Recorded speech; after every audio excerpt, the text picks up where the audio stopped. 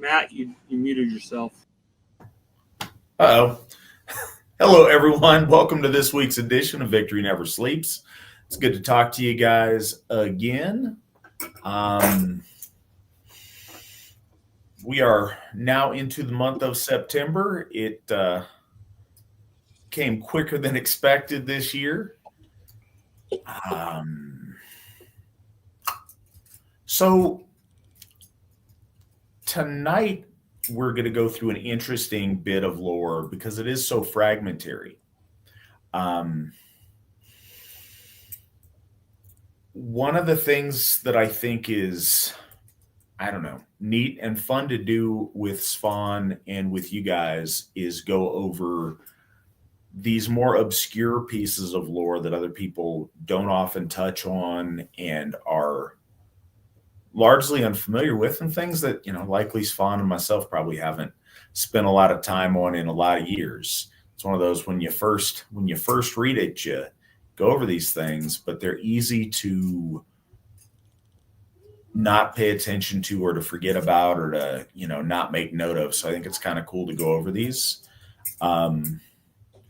Tonight's is Brot auf Sigurðarkviðu. It's little. The indications are it is a very small piece of a much longer epic poem that I wish we had access to, and maybe at some future date there will be some hidden tome discovered and we'll have the whole piece, but we're not so lucky at this point. But it is kind of cool and it's a little bit different, and so we'll go over that today. As always, volusbau.org is where we're doing our reading from. And so I invite you to take a look there, or wherever you might have a translation that you prefer. You're always welcome to do that. Top of the show stuff to keep you informed. Making really exciting progress on Freyshof. Got exciting things happening that I'm very eager to tell you guys about when the time is right. But I appreciate everyone's generosity. It allows us to be able to do great things, and that's because of you guys being generous. So thank you for that. Give you an update every week. We're continuing to build that war chest. It's currently at 13,000. Add 175 actually to it. Yes, I was trying to do the math on it. So I can't add 175 to 260 that fast because I'm not a genius at my math. So we've got somewhere around 13,4. But I appreciate everybody who has donated so far. You guys are awesome. And as Nick was just saying, we've had donors, since right before the program started. And there we go. Look, Nick, math for me. $13,435 towards Lord Freyshof. Thank you guys so much for doing that. Like I said, your generosity is what makes it happen, and we appreciate it a lot. As is so often the case, and always the case lately, GW Farnsworth starts us off with a hefty $75 donation towards the Hoff itself and $25 towards this broadcast. Also, Alex donated $100 to the Freyshof Fund. So thank you guys. We appreciate it. Thank you, GW Farnsworth. Thank you, Alex. Thank you to all of our generous donors. You guys are much appreciated. I'm trying to think if there's other stuff that you need to know at the top of the program today. Don't think that there is. As always, your questions are appreciated. The show is very much fueled by audience participation and question. If you have questions right now, wherever you're listening to this, you can ask them there. We've got people monitoring. We'd love to have them on the program. If questions come to you anytime throughout the week, you can email those to vns@runestone.org. and they will get to us, and we'll answer them on the next show. So please feel free to do that. We have some that do that pretty regularly. Other stuff. I just want to acknowledge we are officially, as of yesterday, starting our school year in the Asatru Academy. We've got a number of amazing students enrolled in that. We've got K through 7 right now in the class, so we're very excited about it. I know here we're getting in the swing of things. Aubrey is starting her first year of kindergarten in the Asatru Academy, and we're excited about it. So if you are interested in homeschooling your children, the Asatru Academy is something to think about. Point of that is to give the confidence to our parents to be able to homeschool their children if they're able, and to take control of what their kids are learning and the environment they're learning it in, if that's something that you have concerns about or want to give thought to. And it's something we're very proud of. The dean of that program, Rob Stam, has worked really hard with his fantastic staff on getting resources and materials set up for that. It's really exciting, and it's a really special thing that we have in place now that we've wanted for a great many years. So we're really proud of all the progress they're doing on that. And it's something you should look into if you have school-age children and that's something you'd like to think about. Svan, what do folks need to know before we get into the meat of things this evening? Oh, well, you kind of covered the big touchstones. One, it's very short. And I think that this is very important, that we understand the way our lore is versus the way it has kind of been presented in our faith over the last 3 decades. I think a lot of people in the onset of Asatru did the right thing, which was focus on faith. But many people as they wanted to learn more about the faith of it, they immediately gravitated towards the writing. And the writing was treated almost in a biblical sense, because most people that were trying to understand the religion were coming from Christianity. But I think it's lost on a lot of folks at how fragmentary our lore is. And we went over this. If anybody in the audience hasn't seen the VNS on Sæmundur and Snorri Sturluson, that's a really good primer for an understanding of why it's so fragmentary, where it's coming from, how there's multiple layers to the lore, and its purposes. But in this case, we have the story of the Volsungs. The Volsunga Saga is a huge megalith of a poem.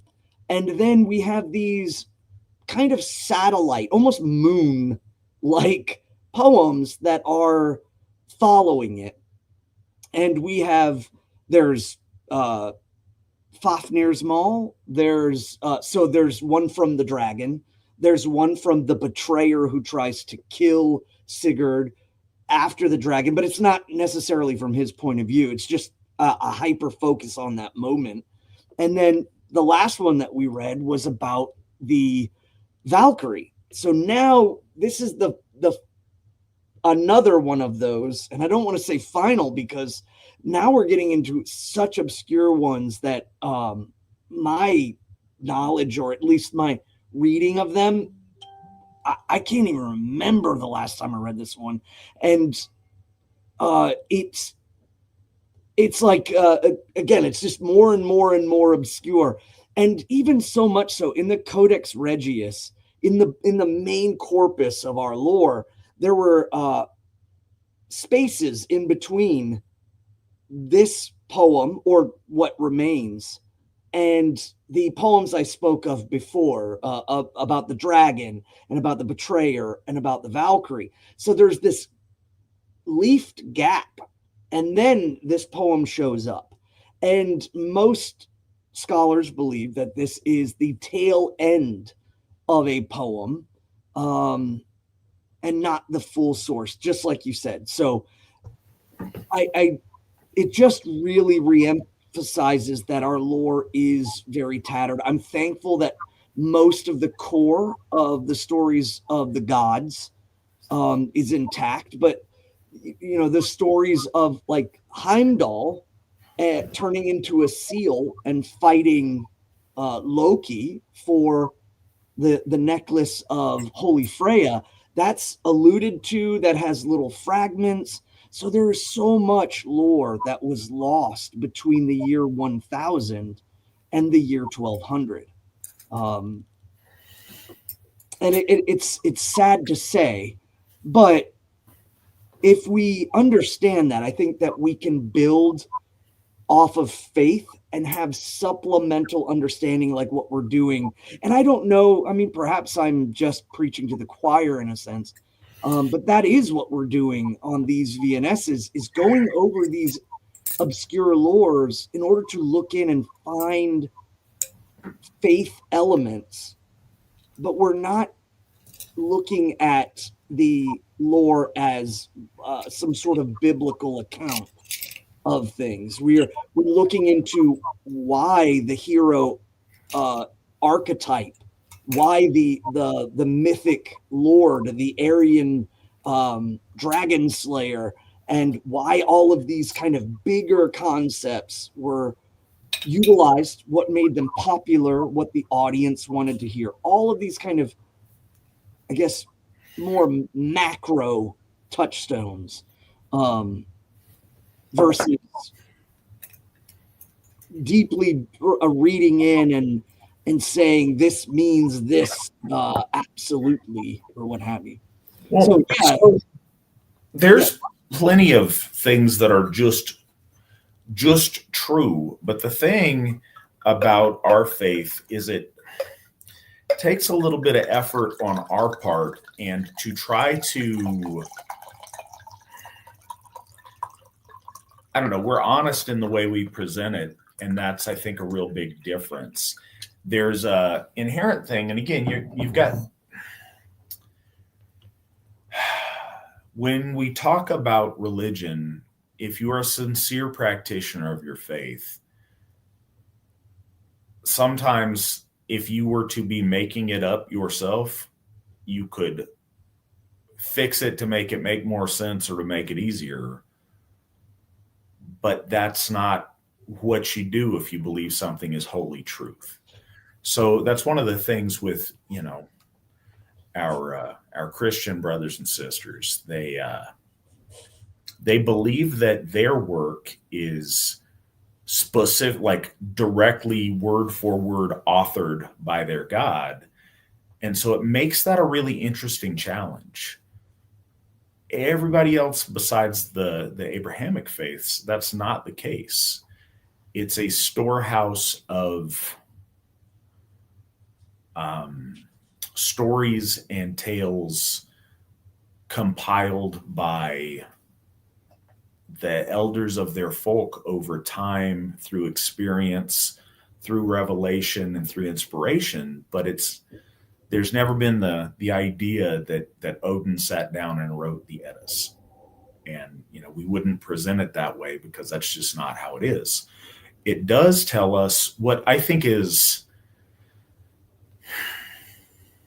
so there's some perspectives on this. And all right, so it's top of the show. I'm a little bit scattered, you may notice. One of it is because we're running into a thing at the end of this work. There is a mysterious 3 stanzas that aren't attested, that are like ghost stanzas that came from somewhere. So we've got some irons in the fire trying to root out that mystery while we're talking to you guys tonight. But I guess what I'm saying is, it is sad to contemplate and mourn the loss of ancient stories that we don't have.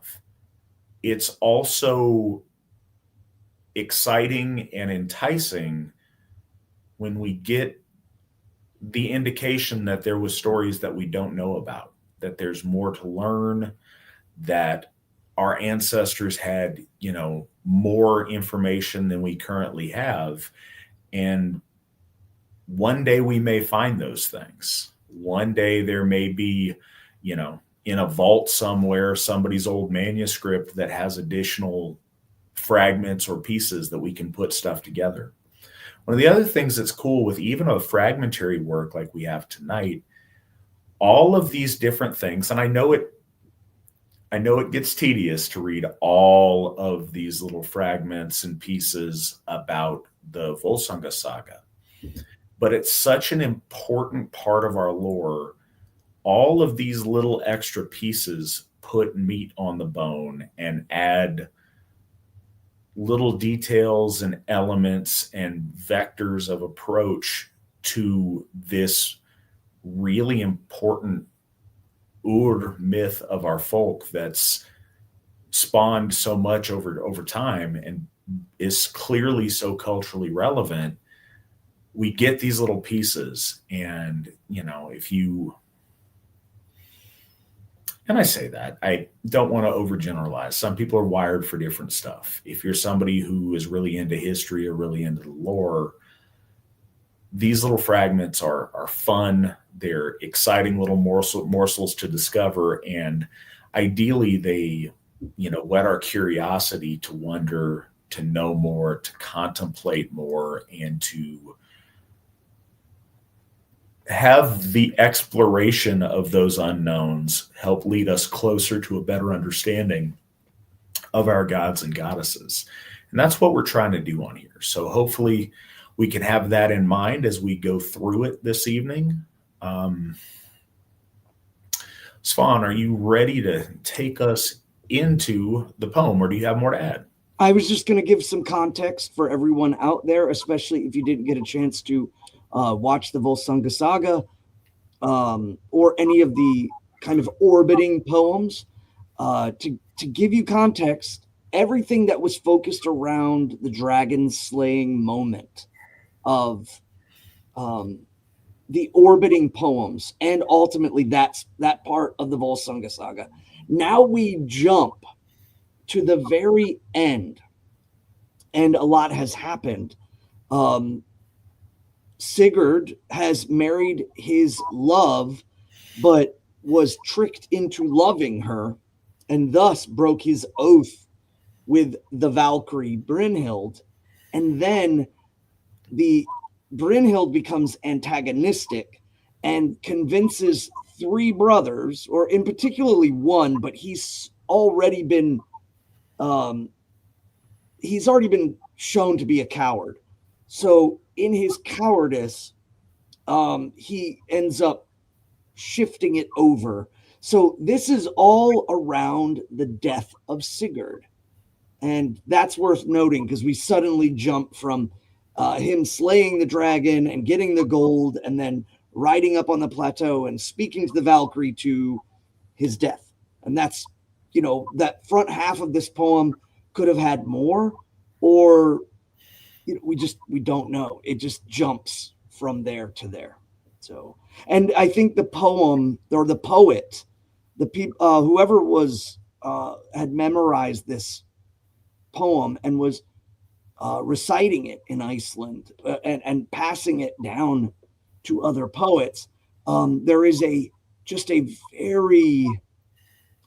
it's not bombastic, but it's very descriptive and very strong, and it kind of really pitches the fervor of the fact that this is Sigurd's death in the part of the story. So it gets very, very good in its descriptions. I'll say that much. All right. Yeah, whenever you are ready, if you would like to lead them into the material. All right. Yeah, and there's 5 sections, and each one has 5 pieces, so it's pretty short. let's see. So Hogni speaks. What evil deed hast Sigurd done that the hero's life thou fain wouldst have? So the scene opens up with Hogni and Gunnar. Hogni and Gunnar are brothers, and Gunnar is trying to elicit Hogni to kill the hero, the dragon slayer, the feared one. And Gunnar has been pushed to do it. So they're conspiring right now, is what's going on. And Gunnar then speaks, Sigurd's oaths. To me he hath sworn. Oaths had sworn, and all hath broken. He betrayed me there, where truest all his oaths, methinks, he ought to have kept. So it's pretty clear in the Volsunga Saga that there is a misinterpretation of the oaths. Sigurd believes that he has maintained them, and in reality he has, because he's been tricked by magic, but no one else is going to just give him that out. So they are calling him an oath breaker. And on top of this, Brynhild, the Valkyrie, who loved Sigurd the most and lost him, is utilizing this as a thumbscrew for revenge. So Gunnar says he broke all the oaths he had to me. Then his brother Hogni says, thy heart hath Brynhild wedded to hate. She has sharpened and honed your heart to hatred, evil to work and harm to win. She grudges the honor that Gudrun has. Gudrun is Sigurd's wife through magic, not her own, but he was in love with Brunhild. And then when he goes to the house and the kingdom where Gudrun is, she is the daughter of the king. It's her mother that tricks Sigurd into falling in love with Gudrun, and he completely forgets Brunhild. And that's where all of this comes from, is the vengeance of Brunhild and her hatred for the fact that he forgot after swearing his love to her. But Hogni cuts right to the middle of it. He says, no, Brunhild is the one that's sharpening your heart to hatred. And, she's the real reason. It's not the oaths. She grudges the honor that Gudrun has, and that joy of herself thou still dost have. They cooked a wolf. They cut up a snake. They gave to Gothorm, the greedy one's flesh, before the men, to murder minded, laid their hands on the hero bold. So here we see, in essence, the only thing I can really kind of ascertain from this is the consumption of the viper, the adder, the consumption of the wolf, to eat its flesh, to eat the viper flesh, to eat these furious animals is going to get them to the level of asceticism to actually try to take out Sigurd. And they do it in such a craven way. So really what this is building, one, they're scared. Sigurd is great. He is noble. And in truth, he is actually blameless, which makes the tragedy of the whole story even more so for everyone listening and everyone, listening to the poet. And then on top of that, the people around him who feel like they are absolutely justified in doing what they're doing are going to these great lengths to push themselves to take him down, which again reemphasizes that his true nature is pure and good, and that he is correct in his victory, and everyone else is just eating the snakes and cooking the wolves just to fight him. And they attack him while he's asleep. So that's even more craven. And so here it says they ate the wolf's flesh, they cut up the snake. They gave to Gothorm the greedy one's flesh. So they are not even, here's the other part of it, is they're feeding the third brother. They're feeding the youngest brother who knows the least. So he will do the deed. And it says, before the men to murder-minded laid their hands on hero bold. Slain was Sigurd south of the Rhine. From a limb a raven called full loud. So from the limb of a tree, a raven called out. Your blood shall redden Atli's blade, and your oaths shall bind you both in chains. So again, very, very heavy poetics. But straight to the cause. And again, in the Volsunga Saga, it's worth remembering that he was slain in his bed next to Gudrun. So without stood Gudrun, or outside stood Gudrun, Gjuki's daughter. Gjuki is the king. Hear now the speech that first she spake. Where is Sigurd now, the noble king, that my kinsmen riding before him come? Only this did Hogni answer. Sigurd we with our swords have slain. The gray horse mourns by his masters dead. The gray horse, of course, is Grani, the horse that's spoken of throughout the poems. And we talked about that, the noble steed, the trusty ride, and even it laments, kind of like a hidalgo kind of level of intelligence. This horse is inside the hall, laying next to the dead. And I'm sorry to say, I may have gotten that wrong. Outside. Oh, no, I got that. Okay, never mind. Sorry. So they have come back, and then Brynhild speaks, the daughter of Buthli. We shall ye joy in weapons and lands. Sigurd alone of all had been lord, if a little longer his life had been.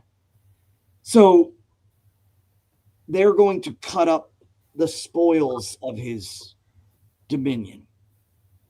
And this may have been a huge part of the reasoning behind trying to convince the youngest one to do it.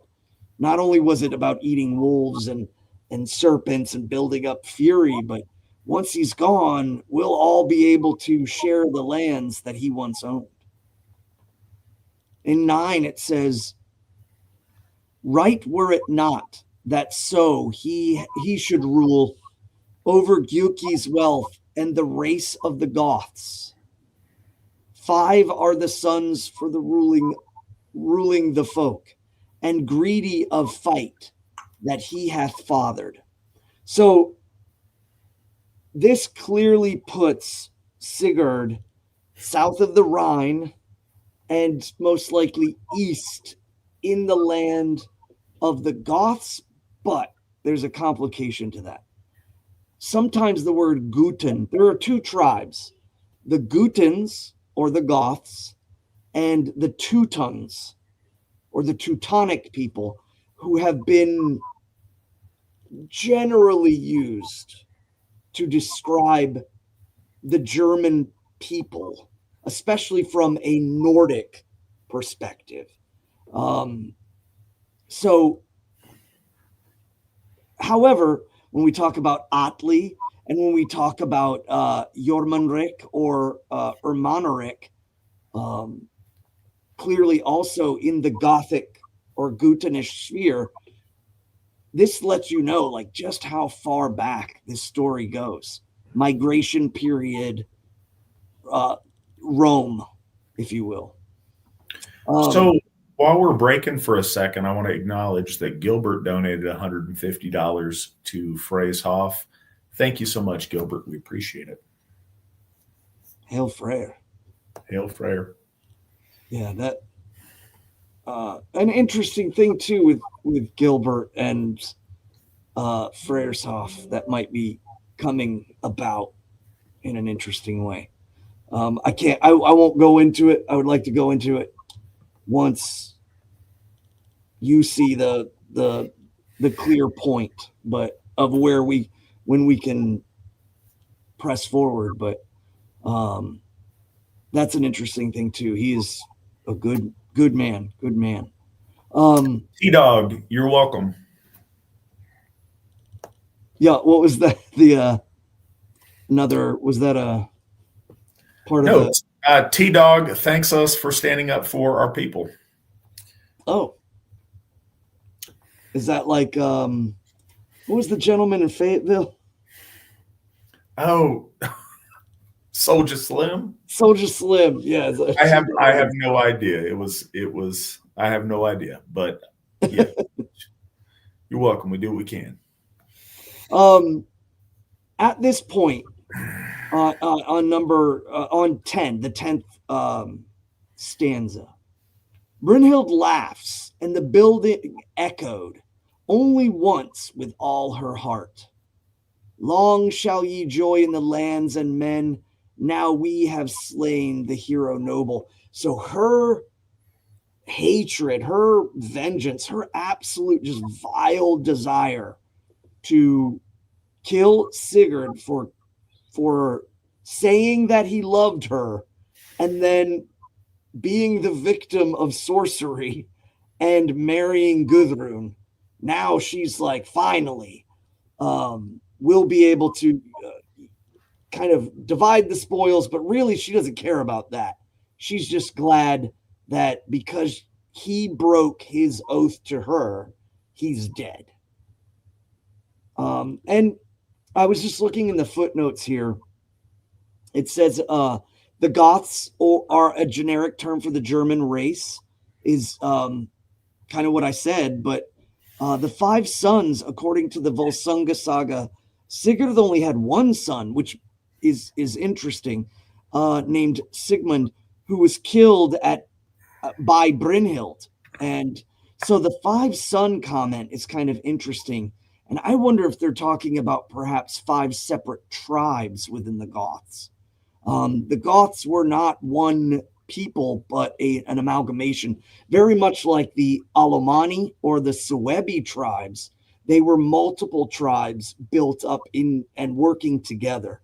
So I wonder if that's more a reference, since they're talking about the land, that now that Sigurd the father is slain, they will be able to divide up the spoils of the 5 sons.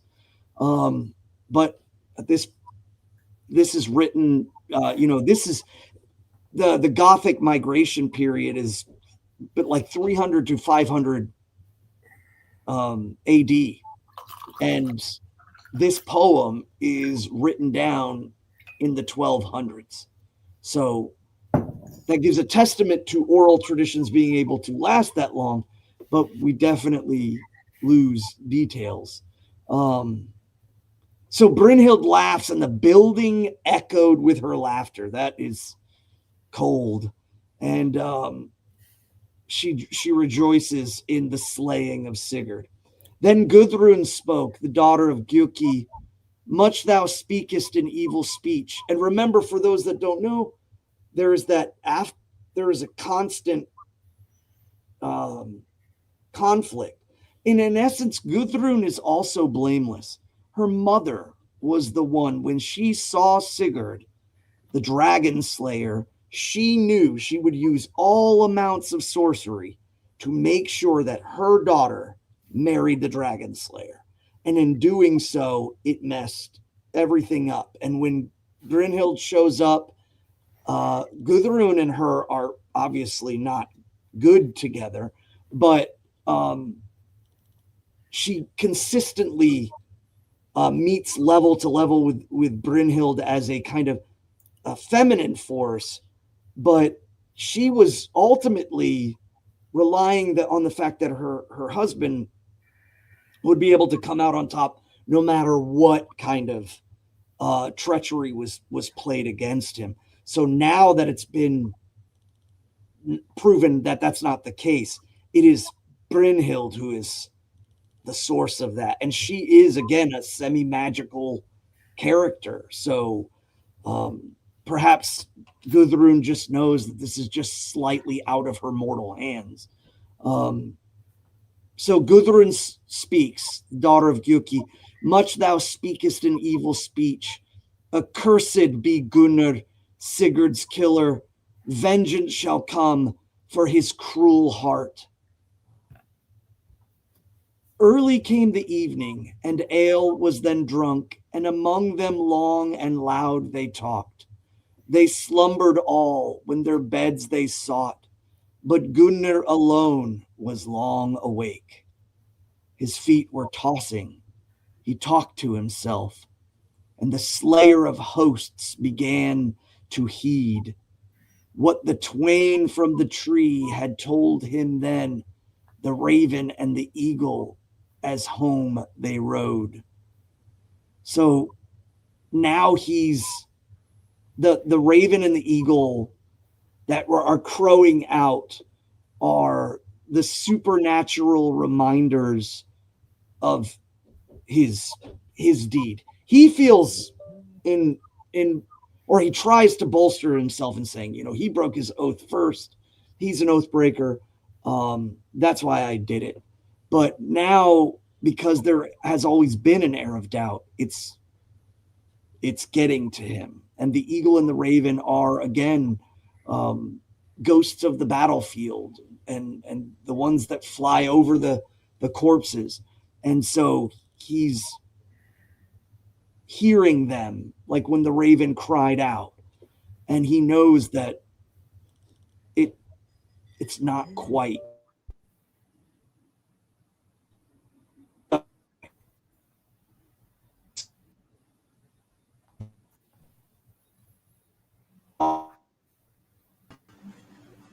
Luke, I am your father. So Svan has cut out. I'm giving him just a second to see if he'll get back. Here he is. Oh, yeah, same thing like kind of happened last week. So you cut out before you started 14. So he's tossing and turning, and the ghosts of the battlefield, the raven and the eagle, have haunted him in their cries, and now they fly off. Meanwhile, Brynhild awakes, the daughter of Buthli, the warrior's daughter, ere dawn of day, and she speaks, love me or hate me, the harm is done, and my grief cries out, or else I die. Silent were all who heard her speak, and not of the heart of the queen they knew. They didn't understand her words, her meaning. They didn't understand why she was saying what she was saying. They didn't know her true intentions as to why she was still mournful but happy. And not of the heart of the queen they knew, who wept such tears, the things to tell, the laughing once of men she had won. So again, this fragmentary poem is so fast. It's so condensed. There's so much lore in the Volsunga Saga that's being covered in just these little stanzas. But this is really kind of poking more into the emotional states of Gudrun wanting vengeance, and Brynhild has her vengeance, but now she's still without. And Gunnar is, he's the slayer of a noble hero. And was it truly justified? And he's tossing and turning, and sweating in his sleep. So I think this is a really interesting thing, is that it may not give us tons of context, but it gives us tons of emotional stuff that you don't often see in the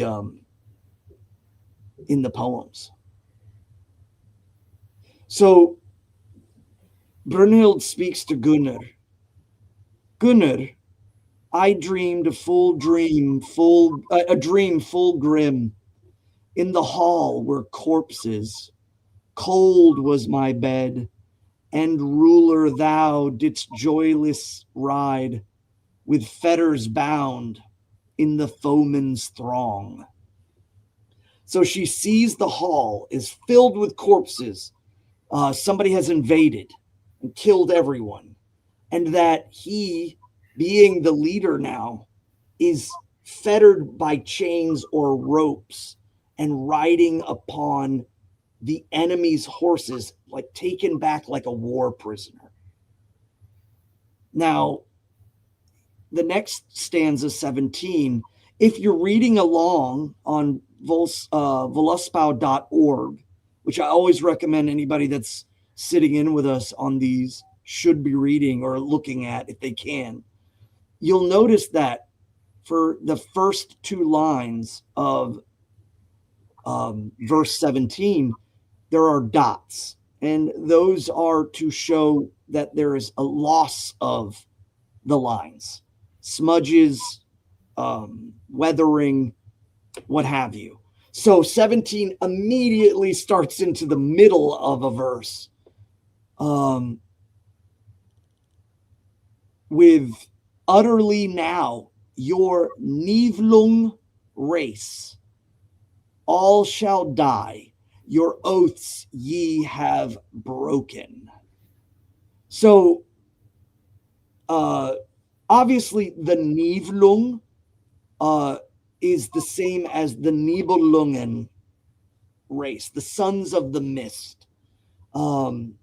Just like in obviously in the land beyond the veil, where the dead go, there is Niflheim, which is beyond that and deeper still, and it is the land of mist, that which is unknown and unseen and dark and damp. So the Niflung folk are their name means the people of the mist, or the children of the mist, but it's referring to the Nibelungen folk. 18. Thou hast, Gunnar, the deed forgot, when blood in your footprints both ye mingled. So now she's saying, you forgot, you are brothers, blood brothers, and to slay him is to slay kin. Thou hast, Gunnar, the deed forgot, when blood in your footprints both ye mingled, all to him hast repaid with ill, who fain had made thee the foremost of kings. So not only is Brunhild just satisfied with killing Sigurd, it transfers over to Gunnar. And this does give us a little glimpse into blood brotherhood. So from my studies, I've always found that the blood brothering in Iceland, the way it was kind of described was that a line of sod was cut, and then it was shoveled under and lifted and hoisted with vertical poles, so that the mud of the earth, or the flesh of the earth, could be seen. And in that, the two participants would step in that threshold and then step back out, mingle their blood in the footprint, and then both walk through the sod as if it was the womb of the earth, uniting them as kin. And then they would remove the vertical poles and set the sod down. And that would make the two participants blood. So there's a lending to that there, where she's reminding him, you've slayed your own kin. And he was the reason that you were so forward in your advancement. It wasn't until him that you became foremost of the kings. And then in 19, well did he prove when proud he rode to win me then, thy wife to be. How true the host slayer ever had held the oaths he had made with the monarch young. So she's alluding to the fact that when Gunnar, again, context, Sigurd gets sorceried and goes after Gudrun. But he tells all of them, of the Nibelung folk, he tells them, I just came from a plateau. There was a big fire there, and there was this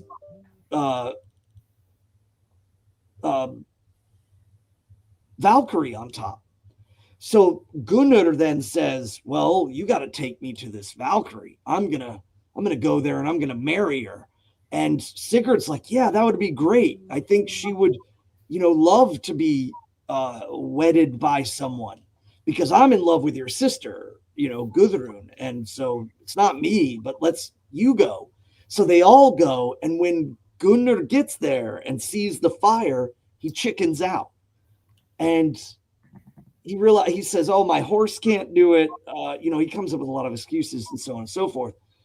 And then there is a disguising of Sigurd. Sigurd says he will do it. He is disguised as Gunnar through magic. He jumps, quells the fire, and says, I will marry you. And Brynhild's like, there's only one person who has ever done this and could probably ever do this. And who are you? And then, he introduces himself as Gunnar. So this is where the true deception is. But it's done simply because Sigurd's brave enough to jump the fire, but he's already in love with Gudrun. In his mind, he's a true he's a true man. And if he's laid his love down for Gudrun, why would he go and search for another woman? But instead, he's helping his blood brother out. But he should have called Gunnar out on his complete weakness of being unable to jump the fire. That was the fulcrum of the whole situation, is that Gunnar was not strong enough to attain, and Sigurd added issue by attaining it for him. And Brynhild now, by this time she knows all of this, and she is goading him even further still. So I'll go back and read that again one more time so people can just kind of hear it. Well did he prove when proud he rode, she's speaking of Sigurd, to win me then, thy wife to be. How true the host slayer ever had held the oaths he made with the monarch young. So again, he was strong and brave when he was even when he was pretending to be you, and the oaths that were between you were folly the moment you asked him to do the deed that you should have been doing. So now he didn't break the oath, you're just a kinslayer. Savage. Very, very savage. Then she points the wound staff, then, all wound with gold. The hero let between us lie. So the the sword, wound with gold. The hero let between us lie. With fires the edge was forged full keen, and with drops of venom the blade was damp. So I believe she's referring to the fact that Sigurd, when he jumps the fire for Gunnar, he lays with Brynhild as Gunnar, but to ensure that he is not considered unloyal or craven in any way, he lays the sword between him and Brynhild. And so she's again re-emphasizing how noble his actions were. And you killed him, even though she was the one that goaded him to kill Sigurd. So now she's just really driving it into Gunnar. And now we come to a very interesting part. So I'll read this section and then we can, I guess, we can discuss the mystery that we kind of ran into that I didn't see coming at all. So in the last part here, it is kind of a note where here it is told in this poem about the death of Sigurd. And the story goes here that they slew him out of doors, but some say they slew him in the house. So this is a footnote here, presumably by Bellows, or maybe it's even in the original script. So here's the thing. It's got to be in the original manuscript. Oh, yeah. Because it's in the Old Norse and Bellows was translating it. I doubt he would. Oh, yeah. It's down here on the bottom. Yeah, as a footnote to readers, I don't think he would try to craft it in Norse. So, yeah, on the bottom, there is the actual footnote written in Old Norse. So it was written then. And there are 3 stanzas, 21, 22, and 23. And I've checked 6 different translations by 6 different people. Nobody translates them. I know. I've only known the 20, so this is the first time I'm catching wind of the. Yeah, me too. And I'm blown away that there's no reference or no information. I wasn't prepared, but I was looking. We're getting in a bold new world where AI can translate this kind of stuff. I just haven't paid for any of those features. I put those lines in Google Translate to Icelandic, which isn't clean, but it gets at some of the meat of it. But again, it's not clean because they don't work exactly. Yeah, I would definitely, for anybody listening, if they're translating things and they go to Google Translate with Icelandic, it's not a great, you're getting a broad picture, but there are certain words in Old Norse that have totally different meaning in modern Icelandic. So you have to be careful. But in the footnote, it is again still noting that the Volsunga saga that we read, he's slain while he's asleep. He was so awesome. They were not going to stand up to him face to face. They had to hit him while he was extremely vulnerable and he was laying next to his wife. So it says, here it is told in the poem about the death of Sigurd. And the story goes here that they slew him out of doors.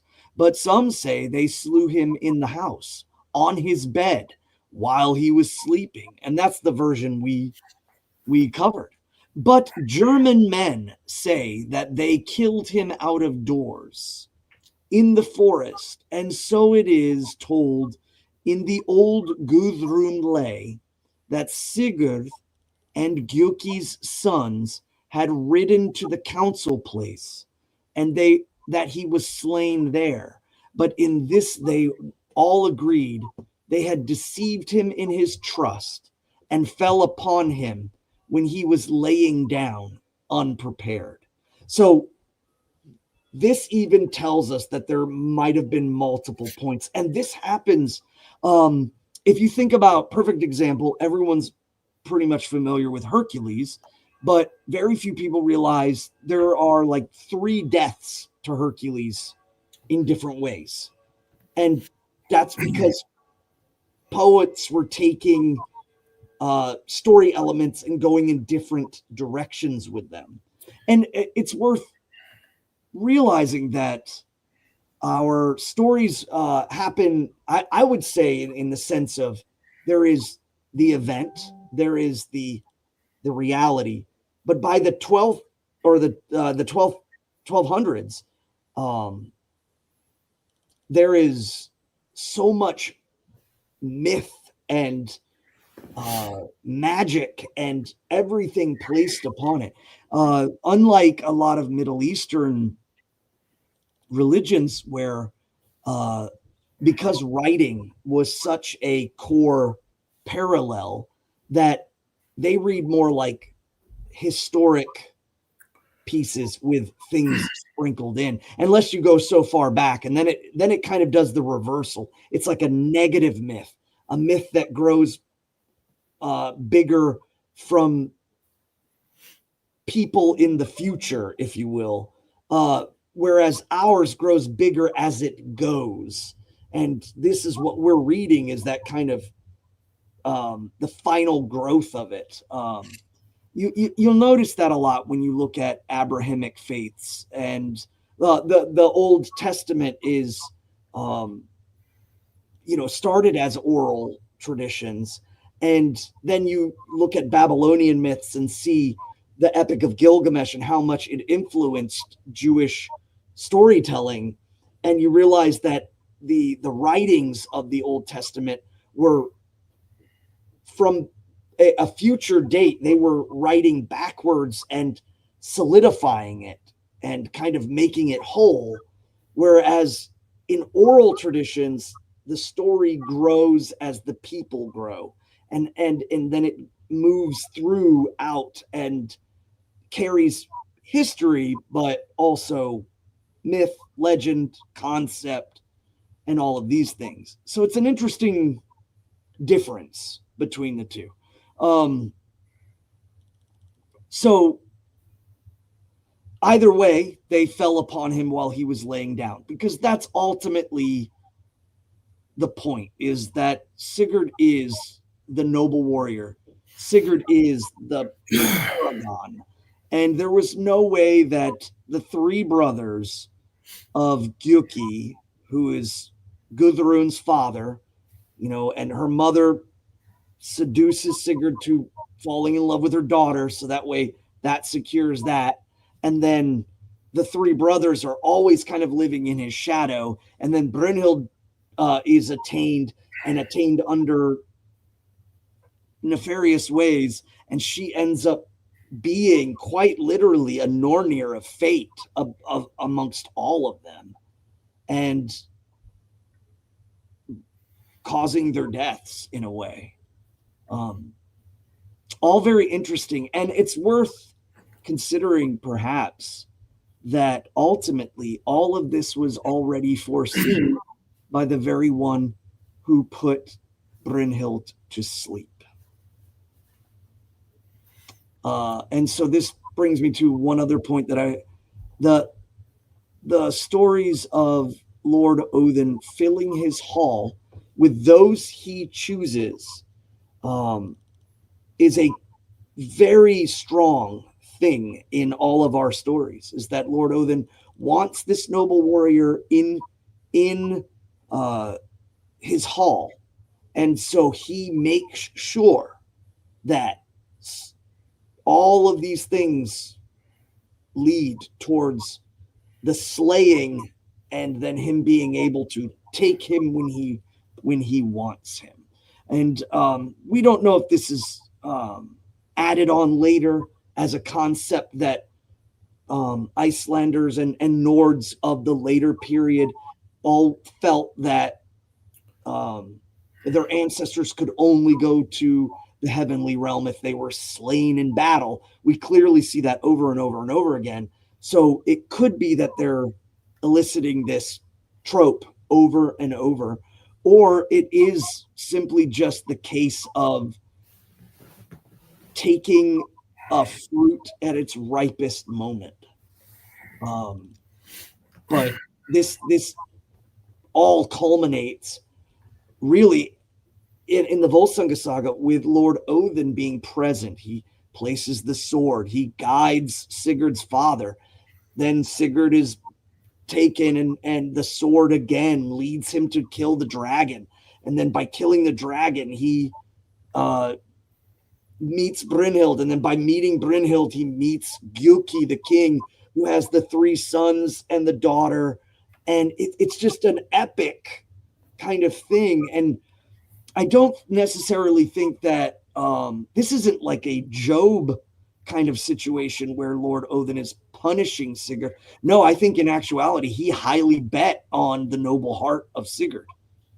And that's why he placed the sword in Sigurd's father's hall. He knew that the nobility of Sigurd's father and Sigurd could be relied upon.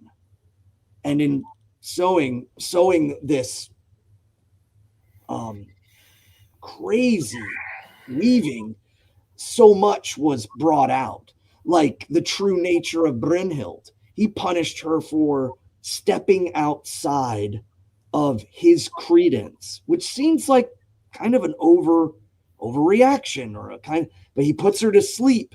And then ultimately this leads her down the path to showing her true nature, slaying Sigurd, slaying or having prophesizing of Gunnar's death. And it's all really interesting to me. If to break it down really, I use a Marine Corps term, Barney style, to break it down to these little chunks, it's still extremely powerful.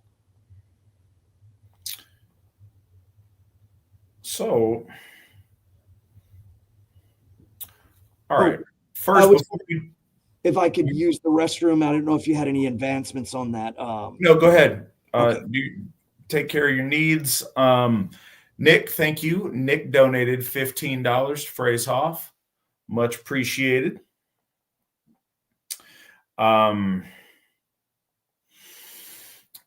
We've got some questions, and it's only 7, so I think I am going to call an audible and do something else here in just a second. But before we get there,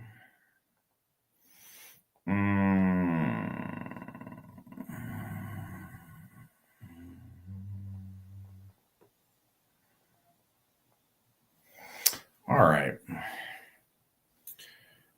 So what we got on some questions here? First question. What is one daily habit that you wish all or most members of the AFA would pick up, and why? Thanks.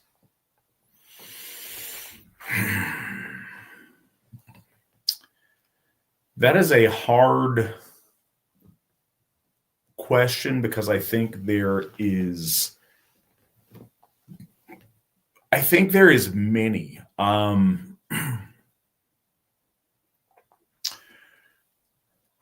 Something that I think is a good habit that I would like for all of the members of the AFA to do is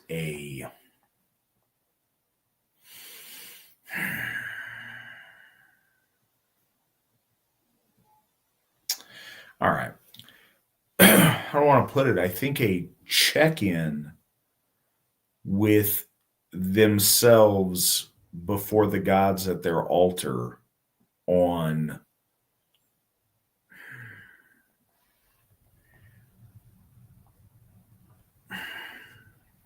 trying to think of the best way to put it, because I think it's part reaffirmations of loyalty, of intention, of the man or woman that you want to be, and a moment of thankfulness and putting yourself in the scheme of things to, I don't know, lay out commitments for what you want to do or for what your intentions are, and to check back in and make sure you're living up to those. And I think that may sound cryptic, and I don't mean that. I think that there's some of our folk have a a difficulty in becoming habituated to piety. And coming before your altar, giving thanks for the blessings in your life, acknowledging things you intend to do for the gods, for your family, for the AFA, for whatever things in your life you are a part of, and committing to those in front of your altar is important. And it forces you to check in with yourself on whether or not you're living up to those things or not. And it puts you in a place to proceed with your life in a better and more noble way. And I think that it works different. I think sometimes folks who are morning people like to do that in the morning, as like, we're starting out a new day. I resolve to do this and do that. And, you know, this commitment and hail the gods, whatnot. But I think at the end of the day, it's also valuable to, you know, recognize where you've fallen short, recognizing things that you plan to do in the future, again, committing to right action on those things, and also just taking stock of, you know, where you need work. And I think that can be done in conjunction with a number of other things. But I think that daily moment of prayer and reflection, but not internal reflection under the judgment of the Aesir, is a valuable tool for our people and a valuable motivator to get our people to live up towards a standard. So that's what I would say. Svan, question I have is, what's one daily habit that you wish all or most members of the AFA would pick up, and why? The meal prayer, I think, is a great place to start. But again, you made a great point about the conditions of people. Some people are morning people. Some people are night people. Some people have families. So, but one thing that really came about, I've been Asatru since 1994, and never before until the Asatru Folk Assembly did the food prayer become a thing. To be honest, when I was younger, that's something Christians do, blah, blah, blah. But what it really does is it continually reminds you of where your ancestors, you're the living moment right now, where you're taking a time to stop and eat, and you speak about your ancestors, you speak about the gods, you speak about the church, and you just take that moment. It all becomes kind of a finite point. I think it's the easiest thing, because I could say, you have to say mantras or the 1,000 names of Lord Odin or what have you, but being realistic, having that, I think, has so much cultural value too amongst our people. So now you're saying something that's culturally ingrained when we eat a meal, and it does stop you and remind you, because everyone has different levels of when they're engaging their stali or their altar, and when they're going to the Hof. Some go to the Hof frequently, some can't. So there's that kind of stuff. I think is very hard to pin down. But the food blessing is something that you got to eat. So you should take time to stop and give thanks. And there's the piety factor right there. I was called in to do a food blessing for my daughter's doll Mimi's birthday party the other day. That's awesome. No, it really is, because those kind of things, first, everything that Svan said and what I was saying earlier for yourself and in a personal reflection way, but with your family, it's really valuable to just incorporate those little things with your children and then see when they kind of catch on as being an important thing. Unbeknownst, not provoked now, every time there is a crash of thunder, Aubrey hails Thor. Right. That's her doll's birthday party. No, we got to bless the food because that's what you do when you're going to eat. She reminds me if we're in a hurry or something before it's time for her to get dressed for us going out of the house or whatever.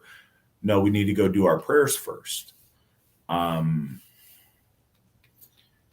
Those things, they matter. And sometimes you don't realize how much until your kids catch you off guard, reminding you on one of them. And that's really cool.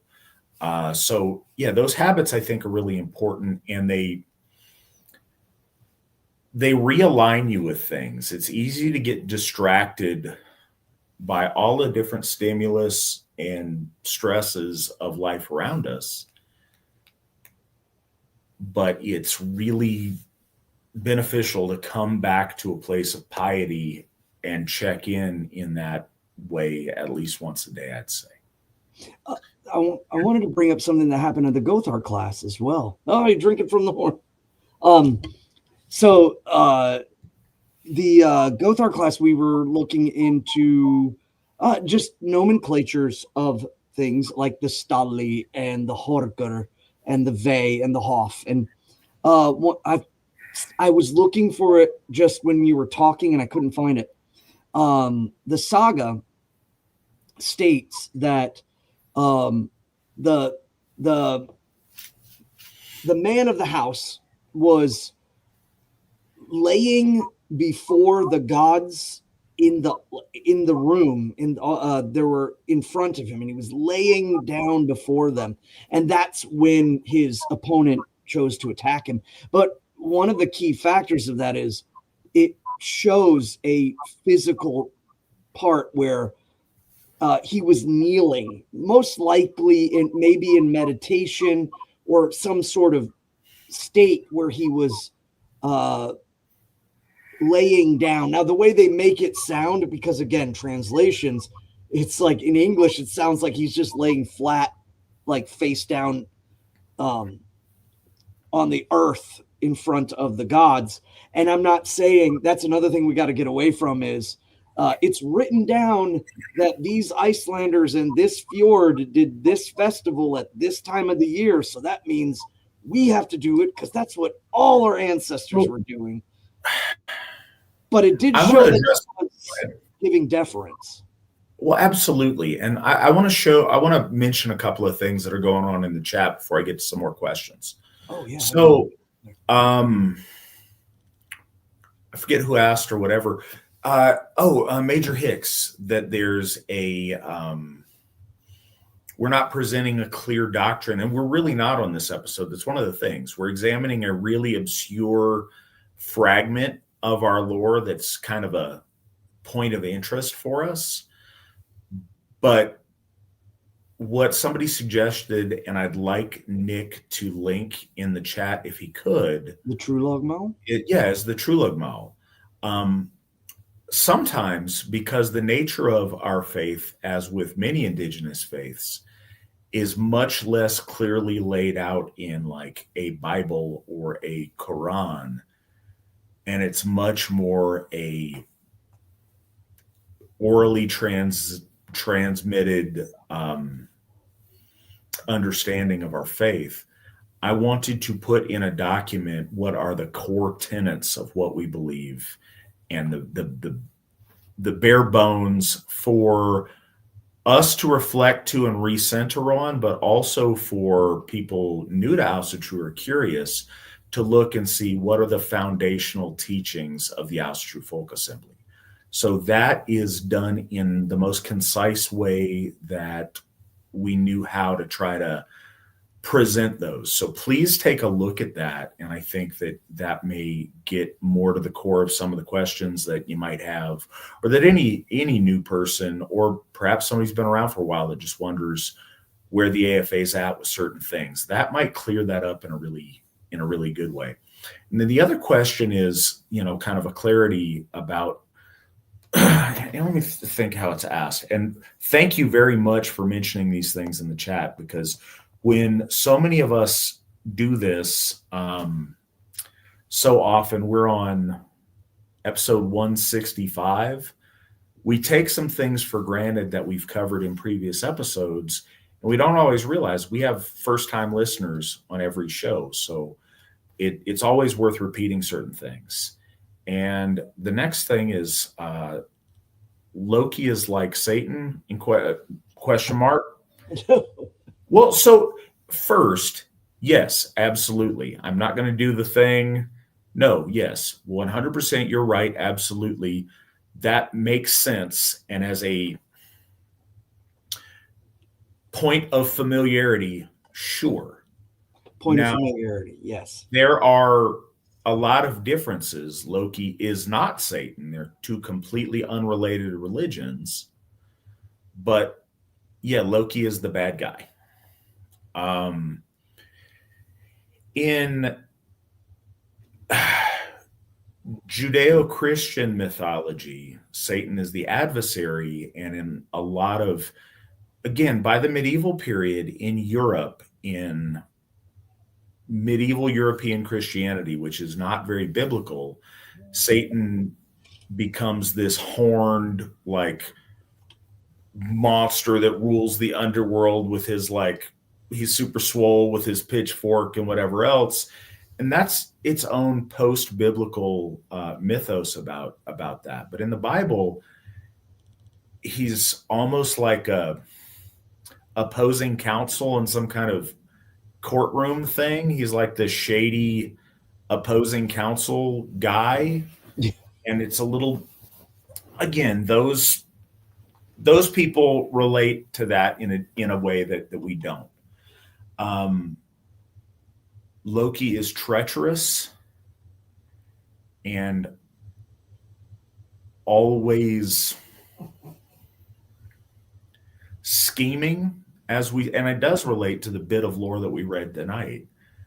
Evil comes about through treachery, through disloyalty, through dishonesty, through shady trickery, as opposed to forthright action. And he represents that a lot. His shadiness is a catalyst for events to occur, and sometimes those events are beneficial to the gods, sometimes they're not. But ultimately, he's murderous, he is jealous and resentful of his fellows, he is a malevolent entity, and something that is absolutely in opposition and an enemy to our Aesir and to us. But something worth pointing out, we get in a habit, and I just did it myself a second ago, is talking about what he represents. There are meta narratives in our lore that do represent or illustrate values and points and things that we should understand symbolically, but our gods are real. They don't just represent stuff. They are entities that exist in reality as entities with personality, with consciousness, and with willpower. So they don't just represent things. When we find the big meta things that they quote unquote represent, those are key personality traits of those spiritual beings that help us understand them better. But we always need to come back to the basics of treating our gods as individuals with agency and with consciousness. When we don't do that, it ceases being religion and it becomes philosophy or intellectual conceptualization. No, we worship real deities that exist as real conscious entities that participate with us in our gift cycle and that have blessed us in a great many ways. So it's always important to, reinforce that or catch ourselves when we start treating them as archetypical characters. We need to realize that certainly there's implications of that to help us understand them and to help us understand the world. But no, they're actual entities that we interact with agency and individual consciousness. I wanted to Go ahead, please. throw in on that a little bit. Couple of things. One, the being that is, but when we talk about the poems and the stories and the representation of what the scheming does and how it can be useful sometimes but isn't. So one of the key differences is that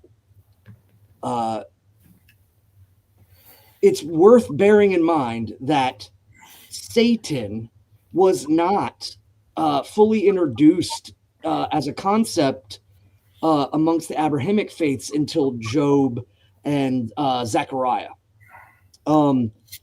But before that, it was the adversary just in general. And actually, an angel is referred to as an adversary to I would have to look it up just in a second, but there is an angel that comes before a mortal man and is receiving the wrath of Yahweh, and he stands as his accuser against God. And the angel is referred to as a Satan or a Hasatan. But it's later on when the enigmatic figure of the singular Satan, because remember there's multiples at first, and then it's Balaam. He's riding his donkey, or he's walking with his donkey, and an angel comes down and says that the angel is a Satan to Balaam in representing the wrath of Elohim Yahweh. And so I point to that because it shows reference of the word. The word means opponent. And there was the multiplicity of opponents that eventually get kind of correlated down. And what Satan represents is a lack of subservience to Yahweh. Ultimately, when we break it all down, he is not subservient to Yahweh, and that is the crux of their whole situation. But in our faith, Loki is not. He's with the gods. He has times where he crosses them, but then he fixes it, and so on and so forth. So there's not so much like he doesn't worship or obey or subjugate himself before Lord Odin, so he gets kicked out. That's a huge difference. Instead, he continually weaves these troublesome indications that eventually arrive to him being murderous and scheming and so on and so forth. And so as the stories go, it gets worse and worse and worse. But I always, the whole, if you read in Genesis, the snake is just a talking serpent, is just a snake. And then you see all of these Hasatans kind of being mentioned, and then finally it works itself down. And so you can see the progression of that religion's view on these evil Shadim, as they're called. The Shadim, I think, is the correct word in Hebrew for what they took the Greek word demon for. But yeah, so I mean, that's a huge notable difference, is that the one side in one group cast out because of not obeying and not supplicating to the will, and the other is that Loki is kept around and is there's negotiation, there's movement, and perhaps there's a warning in that. but it ultimately leads to betrayal and murder. But so there's again, Major Hicks, as is trying to incorporate all this, figure it out, says, I can understand it better if Loki is designated as another people like the Jews or all non-whites. So I want a couple of things. No, I don't think the analogy works because that's how betrayal works, is it's from within. right. Which is also a meta-narrative. Running the translations on the last 3 stanzas of this poem, trying to figure it out. One of the things that is figure-outable is the last lines. They're like, fire sparks outside the hall, but within the hall, poison drips. There's something about the treachery of poison with amongst kinsmen, within a tight-knit group. It's that betrayal. An external group of people who are in opposition is a little bit different, but the betrayer is a different thing. And honestly, something else we do, the lore doesn't refer to the random historical events around us. We can relate lessons from the lore to those events, certainly, but we get the directionality wrong when we try to overlay modern events onto the lore instead of take lessons from the lore to apply to modern events. But to do that for a second, within the world around us, and you seem racially aware, we have outside groups of people that are in opposition to our interests, but the most damaging in my own life experience is treacherous white people who are self-loathing or are who just bad and miserable people that destroy everything good we try to do from within. And I've seen so much more of that in real things around me that I can touch and feel than in, greater macro political struggles. Not to say they don't exist, they do, but the enemy within is really, really different. And I'd also like to say that when we try to relate that to the past, we live in a very multicultural world today.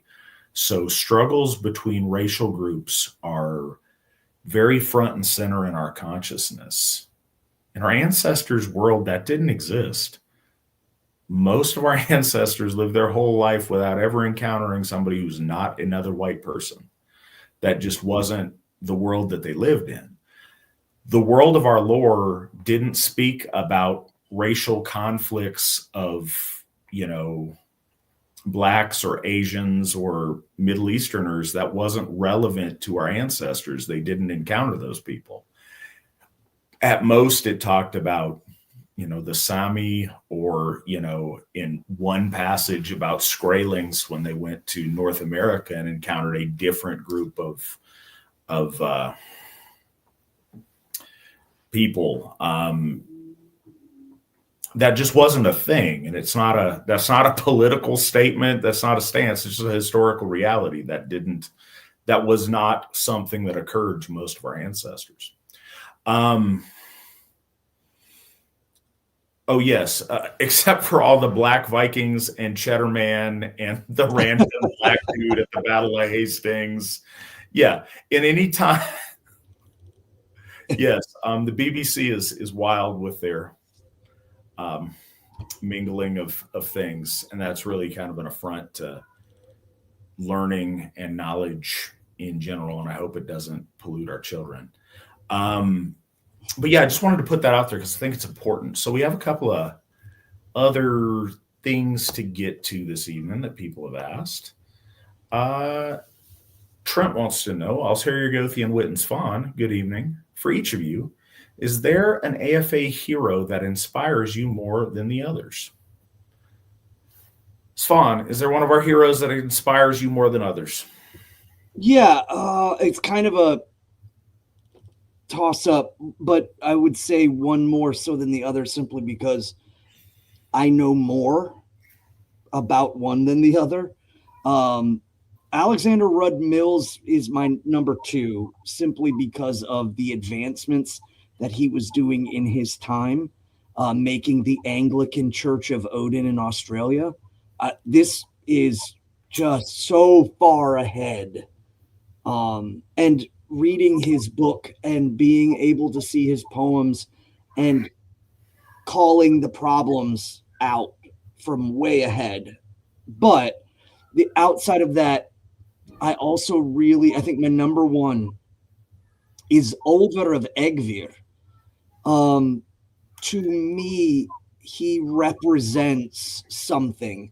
Olaf Tryggvason was a terrible person who was converting his folk to the foreign religion by the sword. And Olver was with a group of other Gothis conducting ceremony, and he was ambushed. And in that time, Olaf said, "Convert or die." And in front of the people with the rest of the Gothis, he said, "No, I'm not going to do that." He knew that pinnacle moment. And so Olaf, of course, kills Olver of Egvir, kills the other Gothis with him, does not kill all the people, but takes all of their food and stored stuffs for the Holy Tide, and then basically loots and then leaves. But the fact that his integrity to the moment, even though he knew that Olaf the Wolf was about, he still brought the holy tidings to the people. And at this time, the faith had become something that it went from something that everyone does and no one conceptualizes in any different way, and this is our way and our people totally synthesized, to now there's this king saying we have to accept this god from Rome or from the Middle East or what have you, and we're not going to have any of that. We're going to still keep doing our holy tides, and let's get together. And they were organizing even in the face of threat. And I think that has a lot of application today, that there's a lot of folks who will say they'll slay the dragon, that they'll, I don't know, run and punch the troll in the face. But when it comes to simply showing up to do the holy tides, they won't do it. They can't do it, or they're too scared. So Olver of Egvir really represents that to me, is the beauty in what perhaps could be perceived as the mundane, just adhering to faith, and showing up and doing things right down to the letter.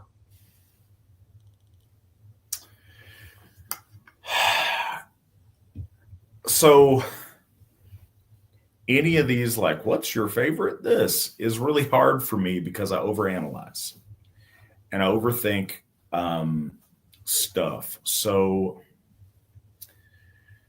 one that stands out more than all the others, I think it depends on what mood I'm in or what situation I'm facing or what I think about, that I can relate to one of their stories in some way.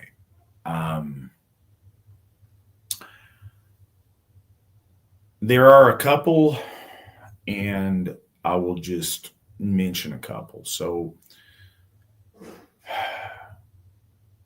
the two I'll mention are Alexander Rudd Mills and King Athanaric.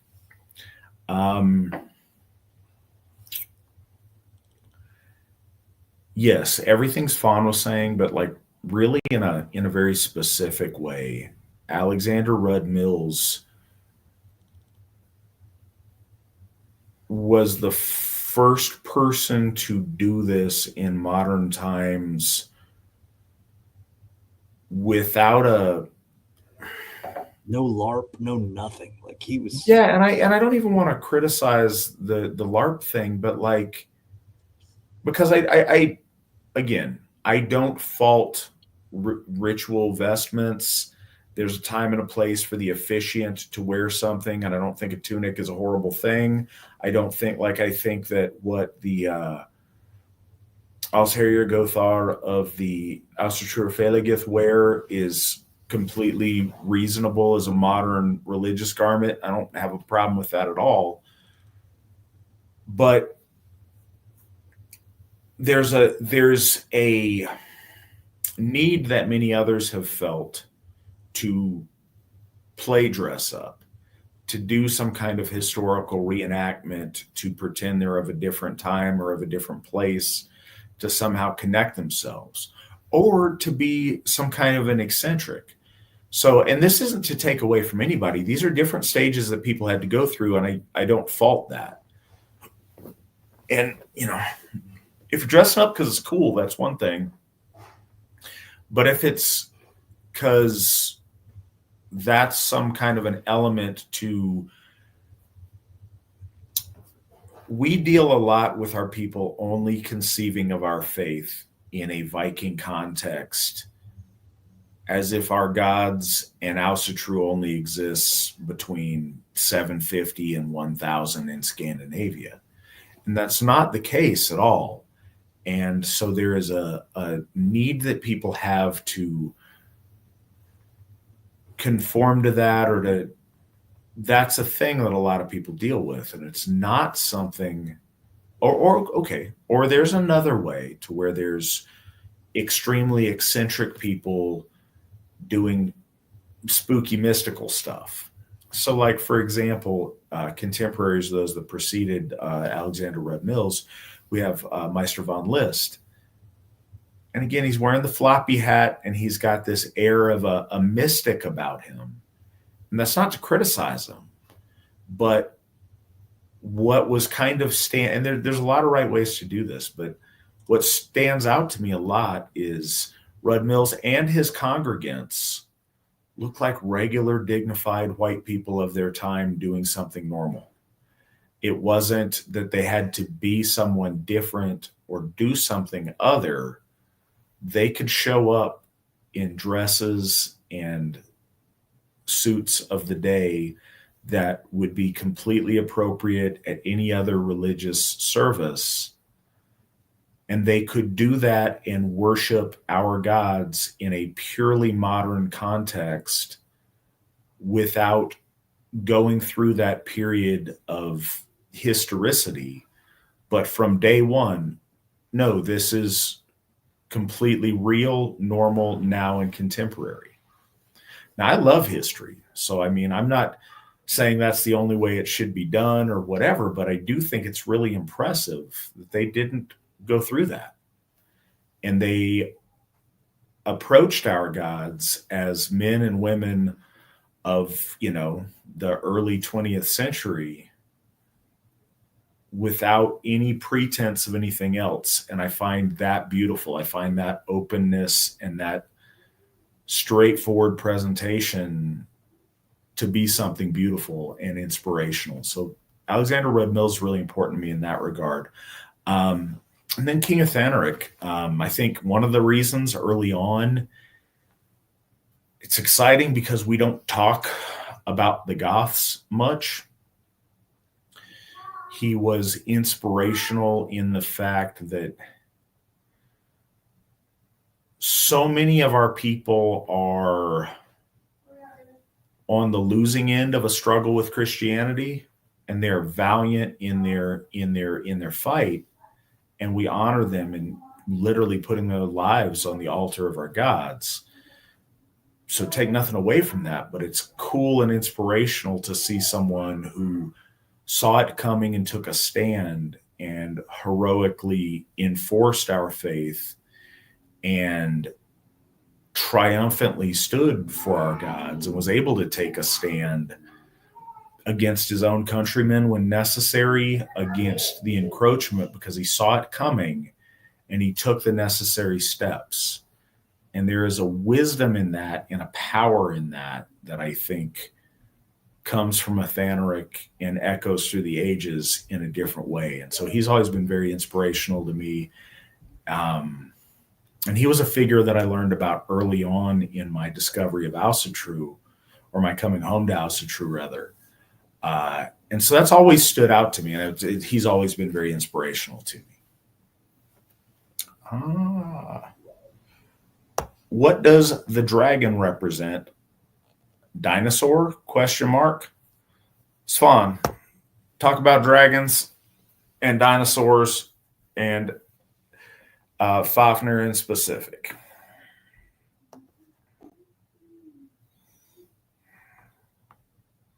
You're muted, my friend. Sorry, I was clacking on the keyboard and I didn't want to disrupt. But there is a lot of speculation to the idea as to why all cultures have dragons, and most modern folks equate it to bones and what have you. But I would say more importantly, the spiritual factor of what a dragon is. Our ancestors didn't know anything about dinosaurs, even if they found bones.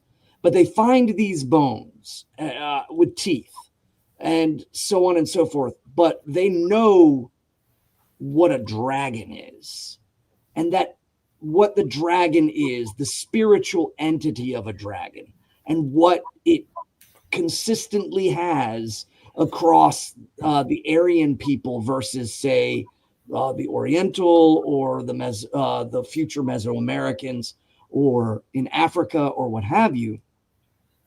The entity of a dragon in our people is a build up of force, a being, an entity that encapsulates, possesses, owns, and ultimately propagates this kind of buildup of power. There was an old teacher of mine who spoke about the Aryans in the steppes long before even stepping into the West and into Europe, and that the stories that must have come out from there, in which the striker god slashes or hits the serpent, and there's the release of water, or the release of wind, or the release of fire, and that the dragon becomes this encapsulation of both tangible order and almost a stagnation or an overwhelming, like a power that's ready to burst. And in some cases, if it doesn't burst, it is bad. It stops the ever-moving flow of things. That's why we call Lord Thor the catalyst god. He is the catalytic. He strikes in. His symbol is the thorn as well, and it pokes through. And once that happens, the deluge comes out. Or in example with the world serpent, Jormungandr, he is encapsulating the middle, and the benefit of it is order. The bad part of it is containment, or almost like imprisonment. Dragons represent a lot of that. I think outside of, and removing all knowledge of dinosaur science, if you will, is the spirit and the entity. And when they saw that, they said, that is that entity. And that entity hoards knowledge, hoards wealth, hoards secrets, contains things, lords over things, and is ultimately the biggest, and I guess it's the pinnacle, it's the highest trophy of the mortal slayer. Beowulf fights Grendel and Grendel's mother, but he dies at the hands while slaying a dragon. Very important that was part of his entirety of his story. Same with Sigurd. So the mortal slaying the dragon. I also think, because again, we speak about the gods are real, and we can interpret things from history and apply them both in the macro and in the micro. We just must never forget that they're active beings. The Aryan gods are alive, and they are doing things in our lives despite us not fully understanding how or why, because again, that's not necessarily a need of theirs. We must give observation to them, and then that observation turns into an understanding. But in the micro, if we're talking about the self, the dragon is that possessive, is that thing that is withholding growth. And so the warrior must be noble, must face against it. It's the truly terrifying parts of the self as well. I mean, you could read it in a lot of different ways. But I like to think of the fact that if there was a significance of imagery, because I'm the art guy of the of a lot of this, and imagery and artwork and things like that are very important to me, symbols. And so even if they saw bones and teeth, they didn't say that, oh, this is a bygone thing of the. No, they immediately associated it with the entity that is the Drak, or the dragon, or the Drakul. And so, with good reason, the essence of its shape to be a container, to bite its own tail, or Ouroboros itself in a way, its maw, its very essence of that which is within us, that must be slain in order for us to attain that which makes us our woed self. We spoke about that in the VNS of the soul, about the woed self. And I would argue that in the micro, the woed self is the treasure that is gained from slaying the dragon of the self. So throughout, whether we talk about how the gods' machinations are nature-based, whether they're cosmic, or whether they're even within ourselves, and all can apply, the dragon amongst our folk always has that significance. Yes. Yeah. So, yeah, and in really specifically that way. So I think there's, kind of like Svan was alluding to, I think there's two things. There's, our dragons, a reflection of some deep-seated folksal remembrance of dinosaurs in some way. Perhaps. The monstrosity of the dragon and the lesson of the dragon, the story of the dragon, is about becoming monstrous by greed and hoarding and the malignancy of it. I do have to wonder, there's dragons in lots of cultures all around the world. We do find these amazing bones and things. I don't dismiss that could be that the one could be a relation to the other at all. In the stories, they represent a different thing than, oh, this guy happened to be a dinosaur, and so we had to kill him. No, the point is, dinosaur or not, in this particular tale, he started out humanoid, for lack of a better term. We talked about this before. Fafnir and his brothers were kind of, they're mythological persons that existed alongside the gods in the heroic age. They, in the golden age, they had magical powers and could shapeshift. The one brother, could become an otter. Rayan often looks dwarvish and stuff. Fafnir, these guys were all brothers, came from the same set of parents, but over time he becomes this giant dragon creature. And it's a lot of his soul metastasizing about this. Dragons also have an element of Jotnar to them. They have an ancient magical knowledge. They have an arcane like wisdom of things. So they're not brutish. They are monstrous, but because they're monstrous, they're not dullards.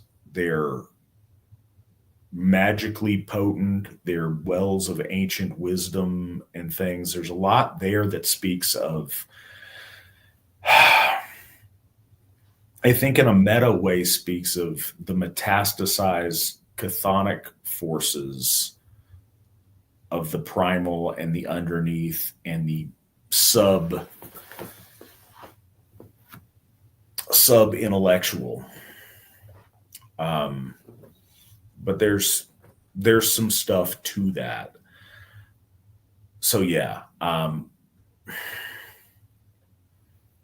like you see serpent creatures in our lore in a number of ways.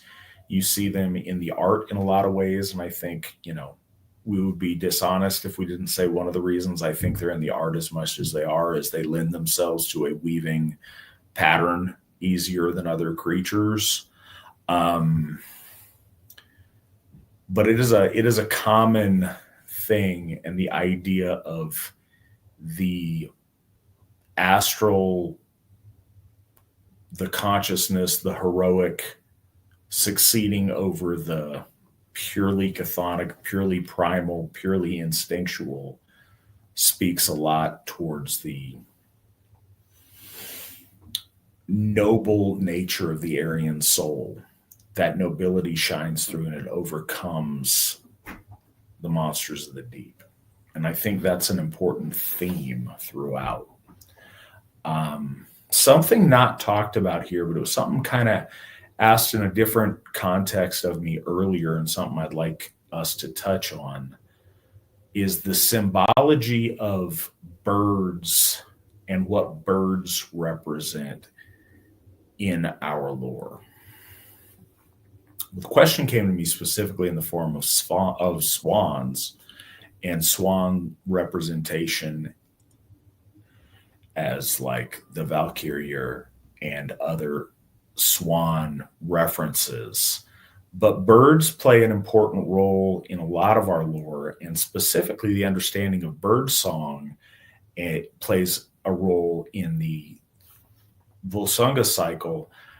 But in this poem, particularly when it talks about, Gunnar reflecting on the crow, the croak of the raven and the screech of the eagle. Fawn, what would you like to, you are aptly named for this question. What do you think the relevance is of birds in our lore? Yeah, I think that it is an Aryan commonality, that there is a connection between the middle world and the upper world through birds. The birds of battle, the birds of beauty or of songs.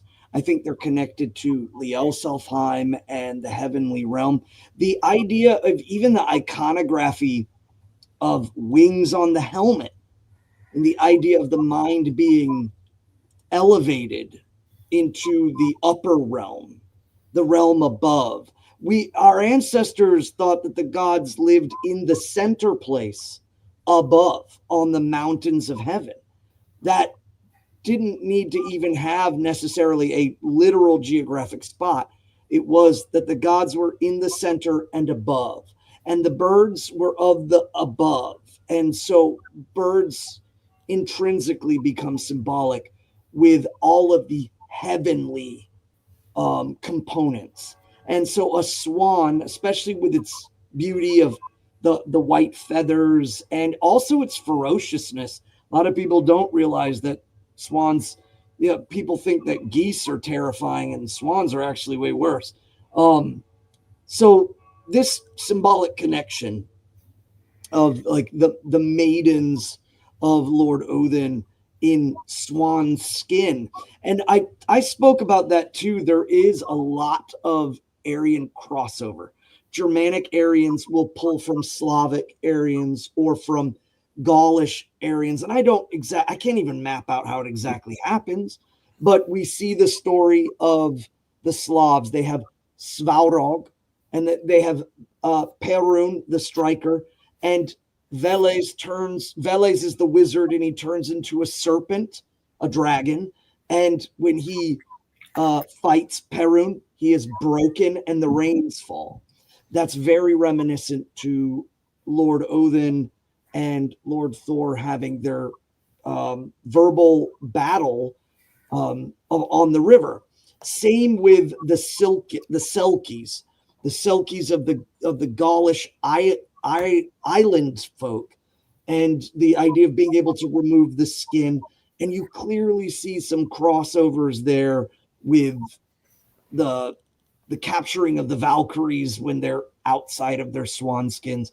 So that's just, again, internal. That's in the house, inside the fence of us as folk. And so I think that bird symbology amongst Aryans filled very much the same niche as messengers, if you will. There seemed to be three things. It was generally smoke, birds, and by way horses, interestingly enough. But that's vehicles in general. But yeah, I think that's why it perfectly fits in our common Aryan cycles of thought. Yeah, I think birds,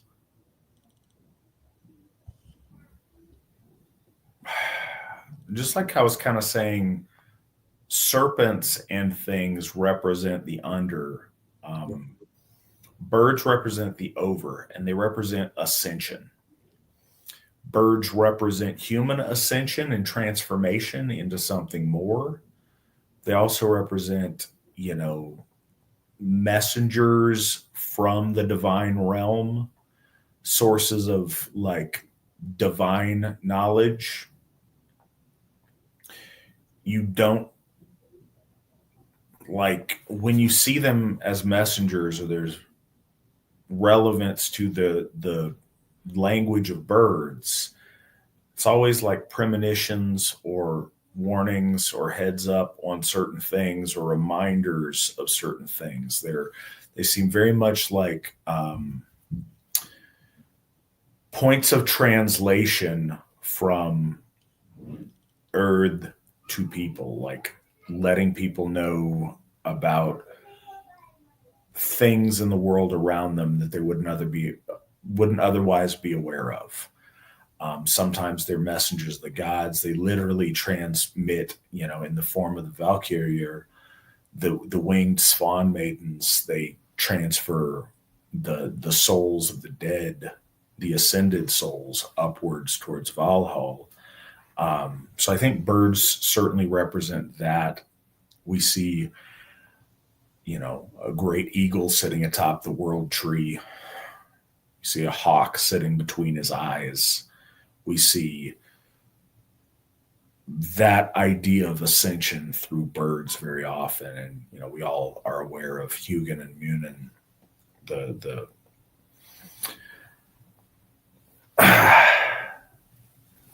pets of the All-Father that go through the world and report back to him. So yeah, I think that's seen throughout our lore, and it flows into our next question. If y'all get a chance, what is the significance of Sleipnir having 8 legs? Svanur, hvað segir þú?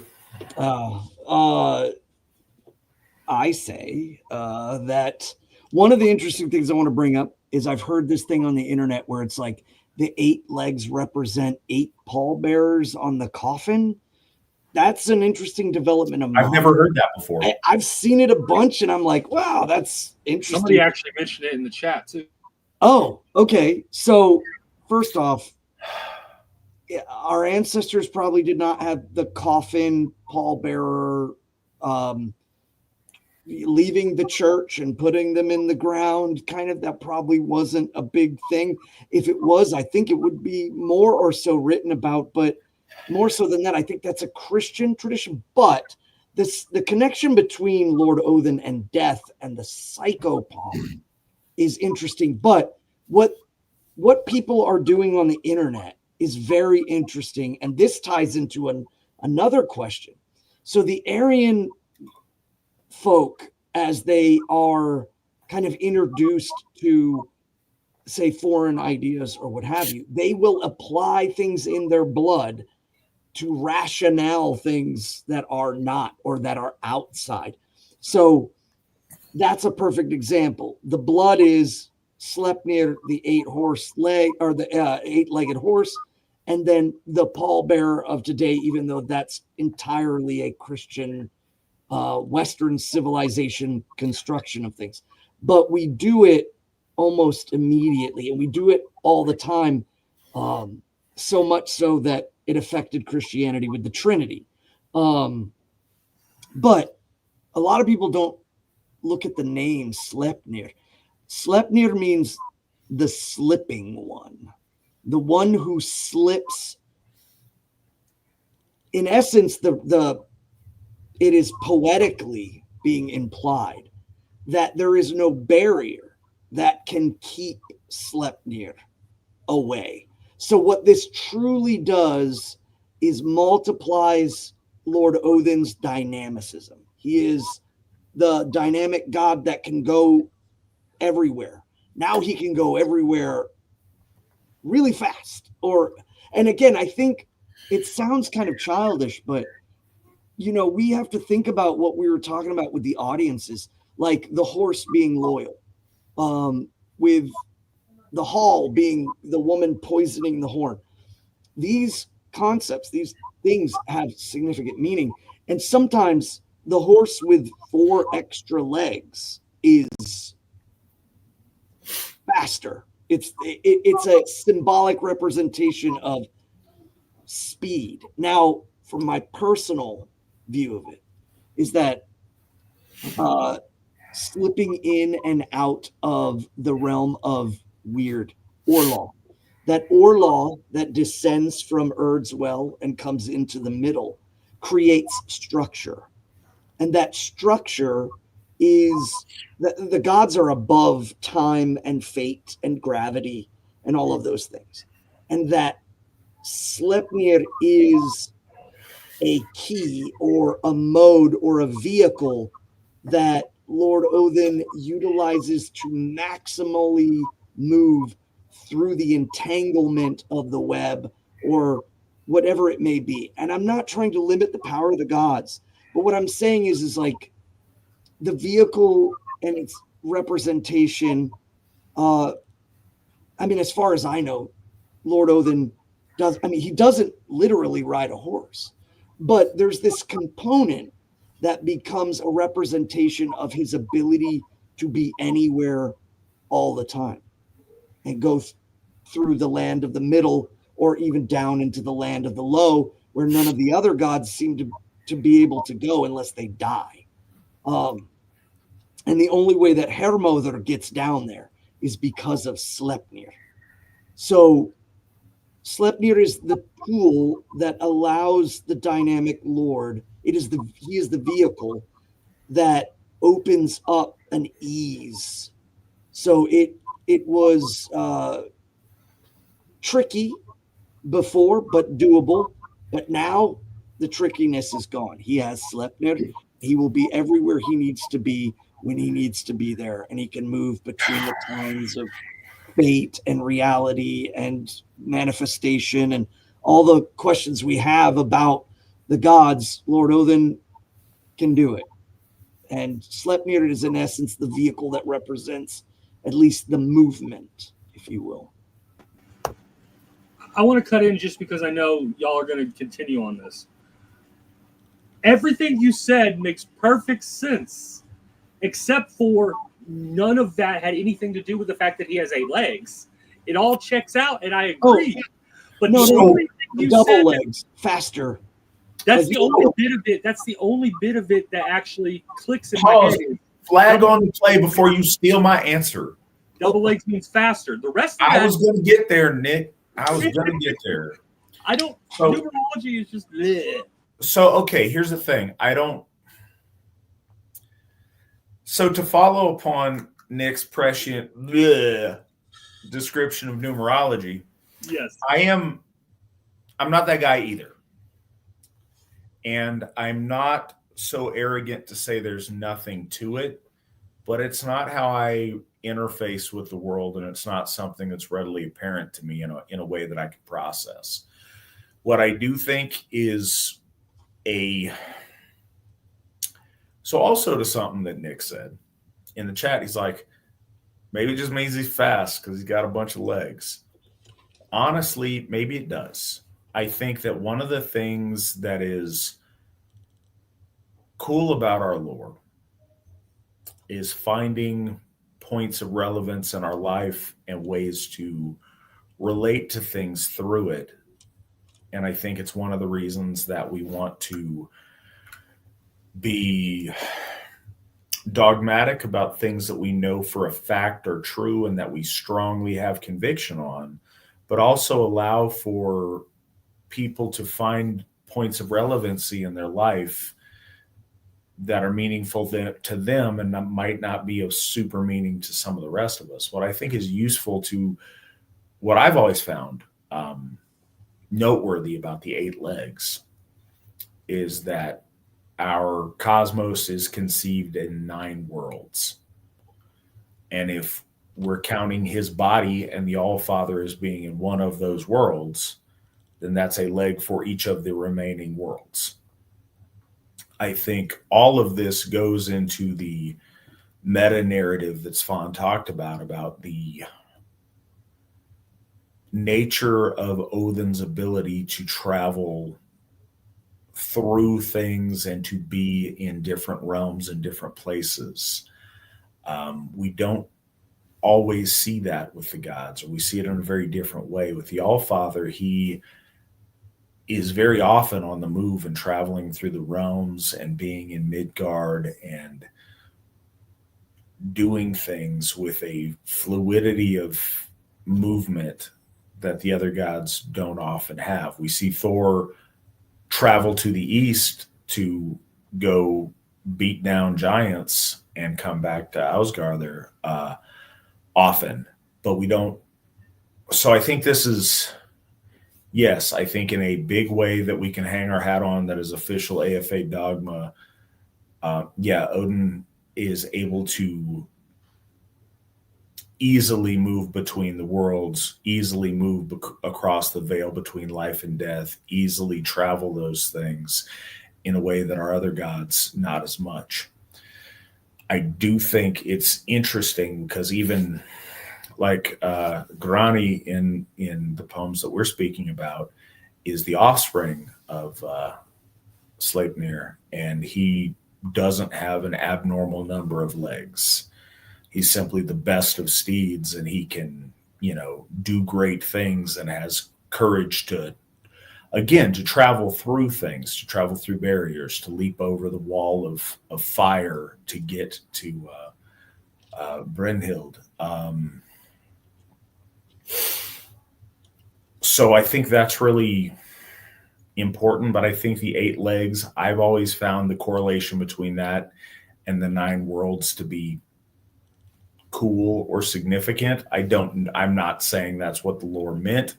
It's just a point of connectivity that's seemed useful to me to think about.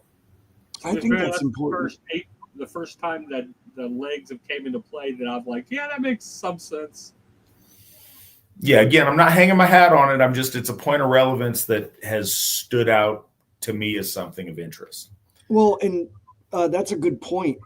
The difference between, say, perhaps lore and the significance that one finds in it. You came into Asatru, you looked at the lore just like everyone else, and you gained significant insight based on the inclinations of meaning and symbology. So I think a lot of that has pertinence.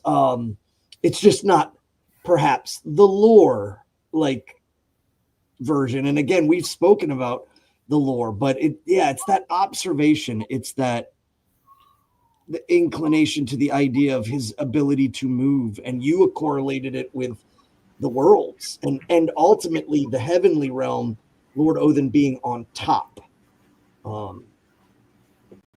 And I also think it's interesting that Sleipnir was born out of a broken barrier. The barrier around Ausgarður in heaven, Sleipnir is a product of it. So he's quite literally the symbolization of no barrier fully completed, no barrier fully closed.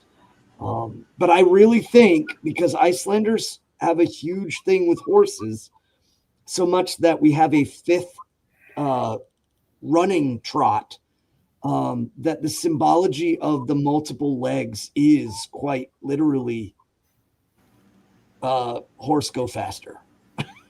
That's just, and I don't like to say it in a condescending way, but again, it's the same reason why we attach red to Lord Thor. Red has power, vitality. So we associate that color with Lord Thor. That's what I'm ultimately meaning, is these are deep down connective tissues to the entities that are.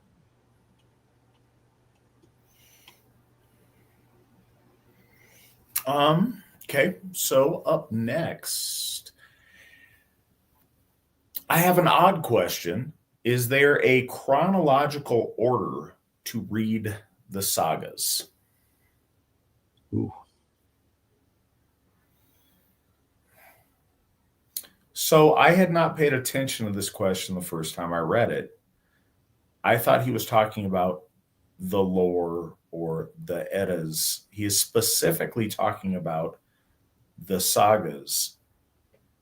With that in mind, Svan, would you say there is a chronological order to read the sagas in? I think that the Saga of the Icelanders, it's a pretty weighty tome. I think I have it upstairs. The prologue for that book maps out by settlement the sagas.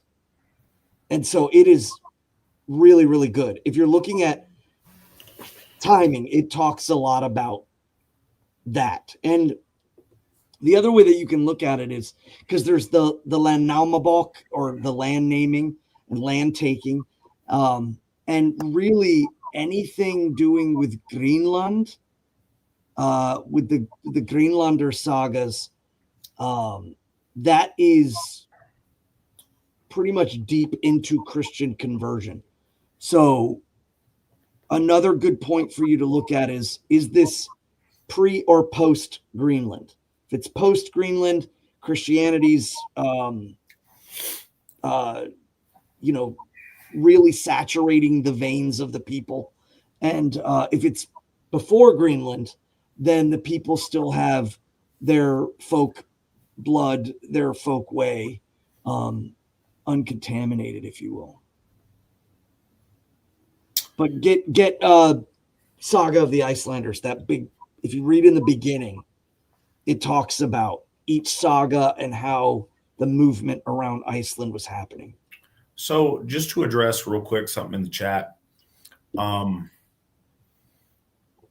with Hilda Roderick Ellis Davidson,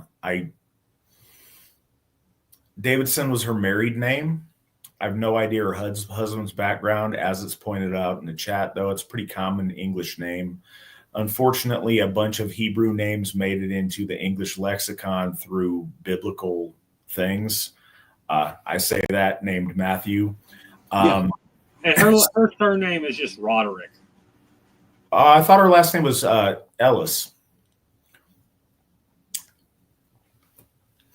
Anyways, but yeah, the Davidson portion of her name was her married name, so I have no idea the gentleman she married or not, but that wouldn't affect her early life. But her writings are really, really interesting, and it's been a long time since I went back to read those, but she did really good work that way. And again, she was educated. She was born in 1914, so she was educated and writing before all of the PC nonsense post-war, which was really nice.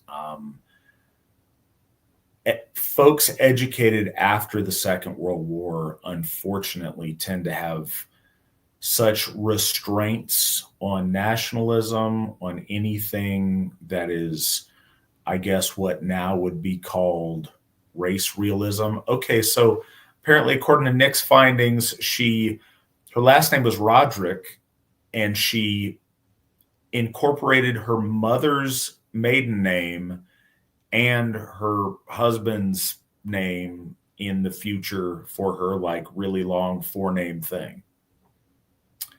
So yeah, Roderick is absolutely Germanic. So anyways, that's just okay. The Point of information, a strange deviation for what we're talking about, relevant to the chat room. Those listening later, it might not be, but Myths and Symbols of Pagan Europe, a book that she did that is very influential and a good read for everybody.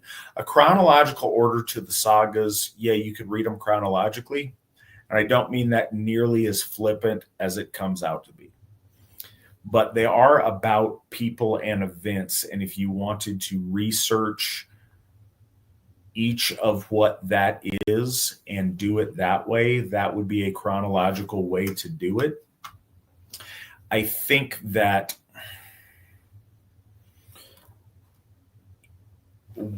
so all of the Icelandic sagas, the Heimskringla,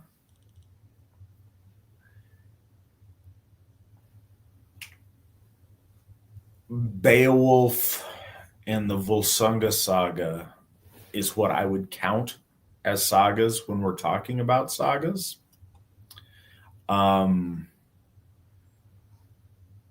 That said, if you wanted to chronologically, it's hard because the Heimskringla is a collection of sagas about the kings of Norway from Mytho Golden Age period all the way up past the Christianization to Egil's, or through past that through to Snorri's time. So from prehistory to 1200.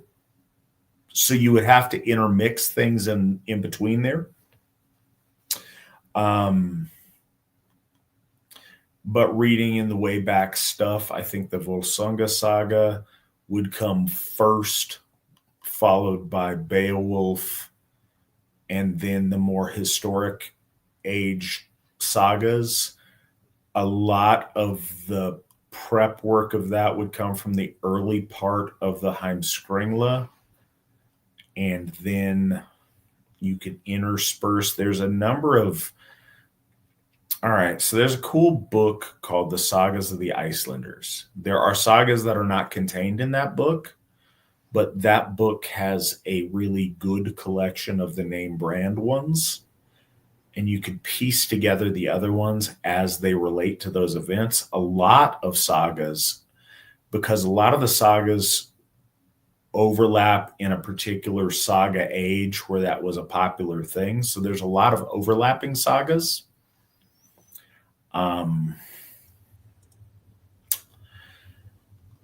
Yeah, I read them kind of at random.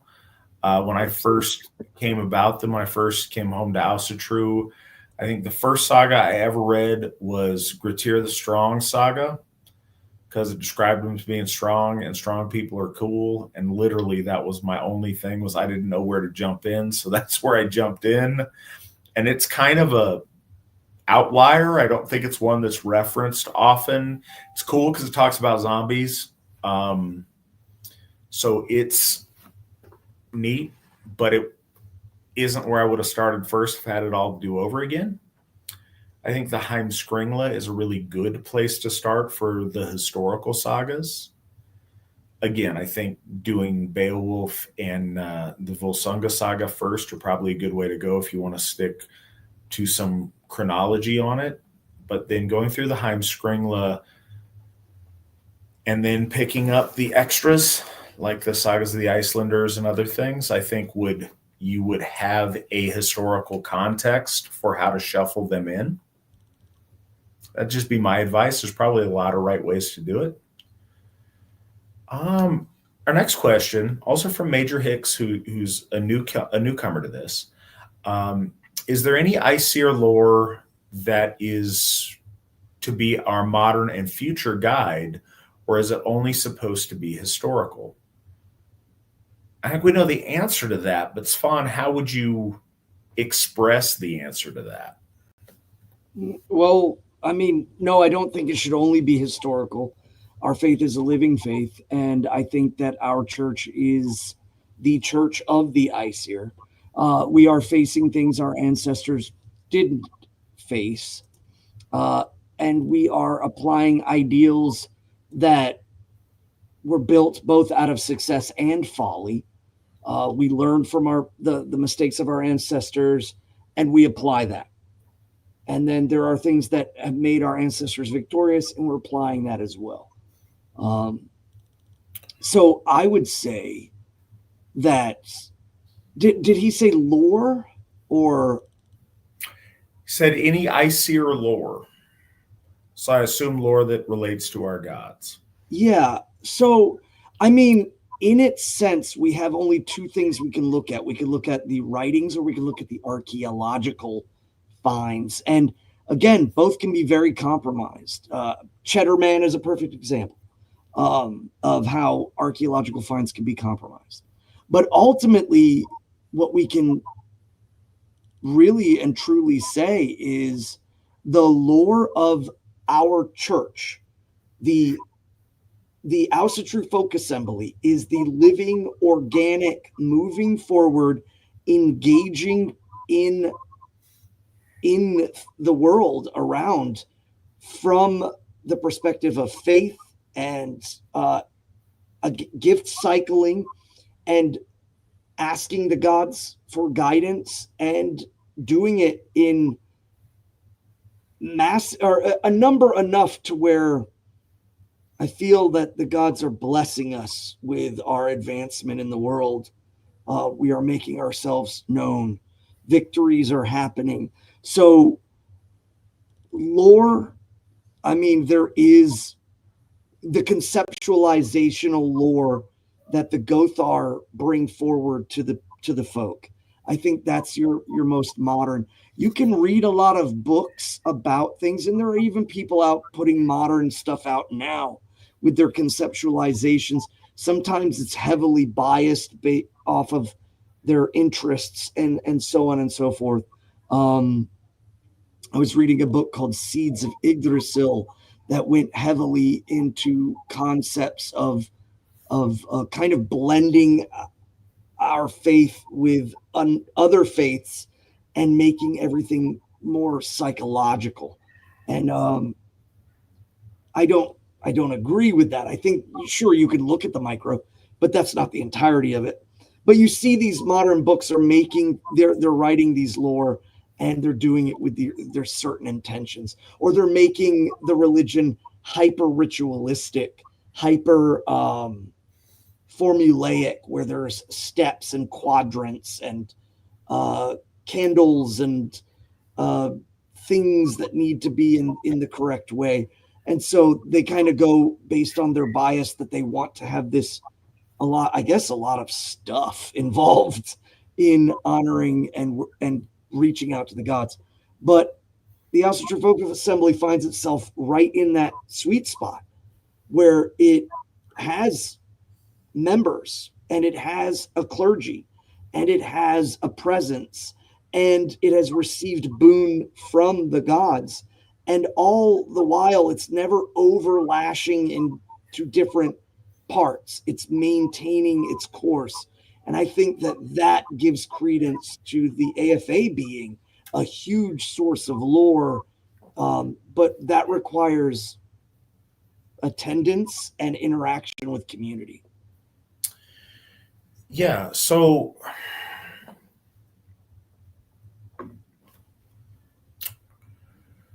the word lore in this context is ethereal because it means a lot of different things. The most overt is like us, Svan and I, reading these pieces of the poetic and the prose Eddas.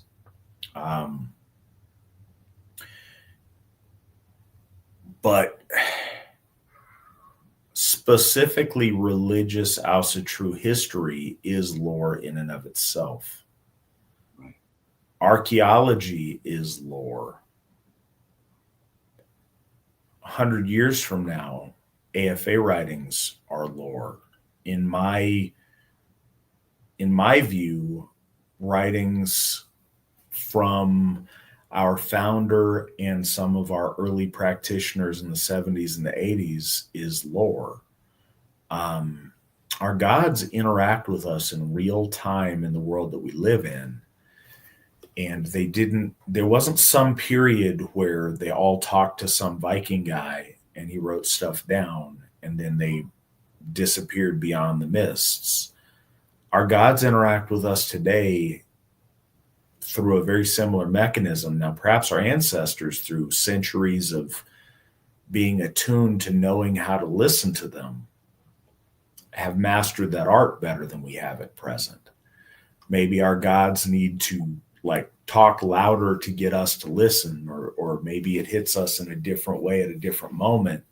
That all may be. We do the best we can, and we appreciate their benevolence and in shouting at us when they have to.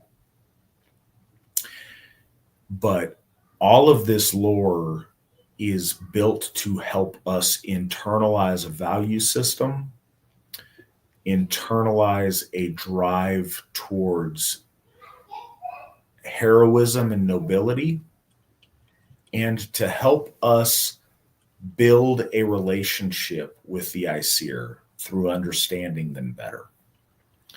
We can do that through the lore in a lot of ways. We can also do that through prayer and interaction and through the gift cycle. And I think we see it. That's something that over the vast stretches of time, we're going to see in a much more obvious way, and you see in a subtle way now. But the people who regularly tend and regularly attend things at Baldershof have developed a much deeper relationship with Lord Balder than folks did previous, because there's only snippets in the lore that tell us about Balder, but through caring for his Hof, caring for his altar, regular relationship building and gifting with Lord Balder, those people have connected with him in a very special way. And I think that will stand out in the future much more than it does right now. So our lore connects us and gives us a starting point, but our religion isn't the veneration of old text. It is the current living out of our best understanding of the will of the Aesir and our efforts to build success for our folk and to make the Aesir proud of us. And that's what we seek to do. And the lore helps us to have a context to do that within, to inform kind of a place to start for our faith, or a place to hearken back to or learn lessons from. But it's a tool to orient us. It's not meant as the be-all and end-all of our faith. And, to relate to something that Svan said about the formula, I say it a lot, but I think it's always worth repeating. I believe very much that religion, our faith in specific, is an art and not a science. There are people that try to break ritual down to a very specific, like, secret code. I don't even know if kids do this on the video games anymore. I'm an old man at this point in my life, but I remember on the Nintendo, you'd have these codes where you need to do like up, up, down, down, left, right, A, B, to do these things. Relating, do you know, okay. Do you interact with anyone in your life that you need to know a secret code to interact with? Because I don't. When you interact with living beings that have agency, sentience, and personality, your intent and your genuineness and how you present yourself matter so much more. Now, the gods are much bigger and much more important than all of these people that we know and interact with. But you don't need to memorize dance moves to interact with your mother or your father or your grandparents or your friends or the people that you care about. Especially the more advanced they are and the better people they are, the more susceptible they are to understanding your intention, even if you lack eloquence or if you lack protocol or procedure in how you do things. Your attitude means a lot. I've likened it often to how parents or adults in general act towards children, who will give them a hideous picture that they made that you have no idea what it's supposed to be. But if they come to you like so happy and proud of this thing they made for you, you don't need their stick figure lion, giraffe, hippo thing they made. But the fact that they made it for you means a lot. And I think it sounds almost impious in its simplicity, and I don't mean it that way. But I think that's our starting point for understanding interacting with the gods. And this, again, I get here with my stories sometimes, and I don't know if they make sense or not. But the founder of our church, Steve McNallen, and I were in Lubeck, and we were tired. We were traveling all day. I don't remember the exact circumstance. I just remember we were tired, we were hungry. And in the super tourist traps of Germany, you had people that spoke fluent English. But our founder nor myself are fluent in Deutsch, in Deutscher Sprache. So we trying to do our best. We just wanted some food. And Steve wanted some chicken. The waiter came up to us, and he didn't speak English. We didn't speak German. Steve wanted some chicken, says chicken. Oh, the guy has no idea. You know what? So Steve tucked his, as I recall, tucked his thumbs under his armpits and the guy, ha, Hunchen, jawohl, brought Steve some chicken. It's a win. He didn't know the dance moves. He didn't know the language, but he was able to communicate, hey, I want some chicken. The waiter was able to figure it out, got him some, was kind in the sense that we were in his country and we didn't speak his language, but we were trying, and he did his part and made it work. If a random waiter in Lubeck can do that, why would our gods not be able to understand what our intention is? If we're doing it from the right heart space, reward us with their blessings or their, taking our offering in the spirit it's intended. Also, with Germans and with AFA trips to Europe. Mandy and I and a number of other AFA leaders went over to Sweden a number of years ago. And we met there with an elderly German couple that showed up early for an event. And they were going to be joined by some of their countrymen, 3 days later, I think, at the event we were going to. But they wanted to hang out with us. And we were at a friend of ours' home over there, and he was a Swede. This elderly couple did not speak Swedish. They did not speak English. None of us spoke German. They spent 3 days with us. We had a lovely time. We laughed. We enjoyed each other's company. We shared meals. We figured out where we were going and where to meet because they had their own vehicle and we had, a number of different vehicles. It worked amazingly well. We didn't speak each other's language, but it worked out. And I think that's much closer to how we relate to the gods than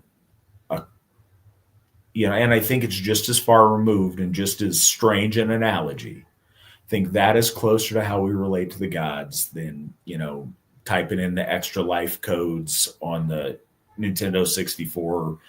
Having the rectangle controller that dug into your hands when you were really beating on the controls. Right. Have the grid and the cauldron and the candles and okay, so here's the thing, and I'll speak more on this.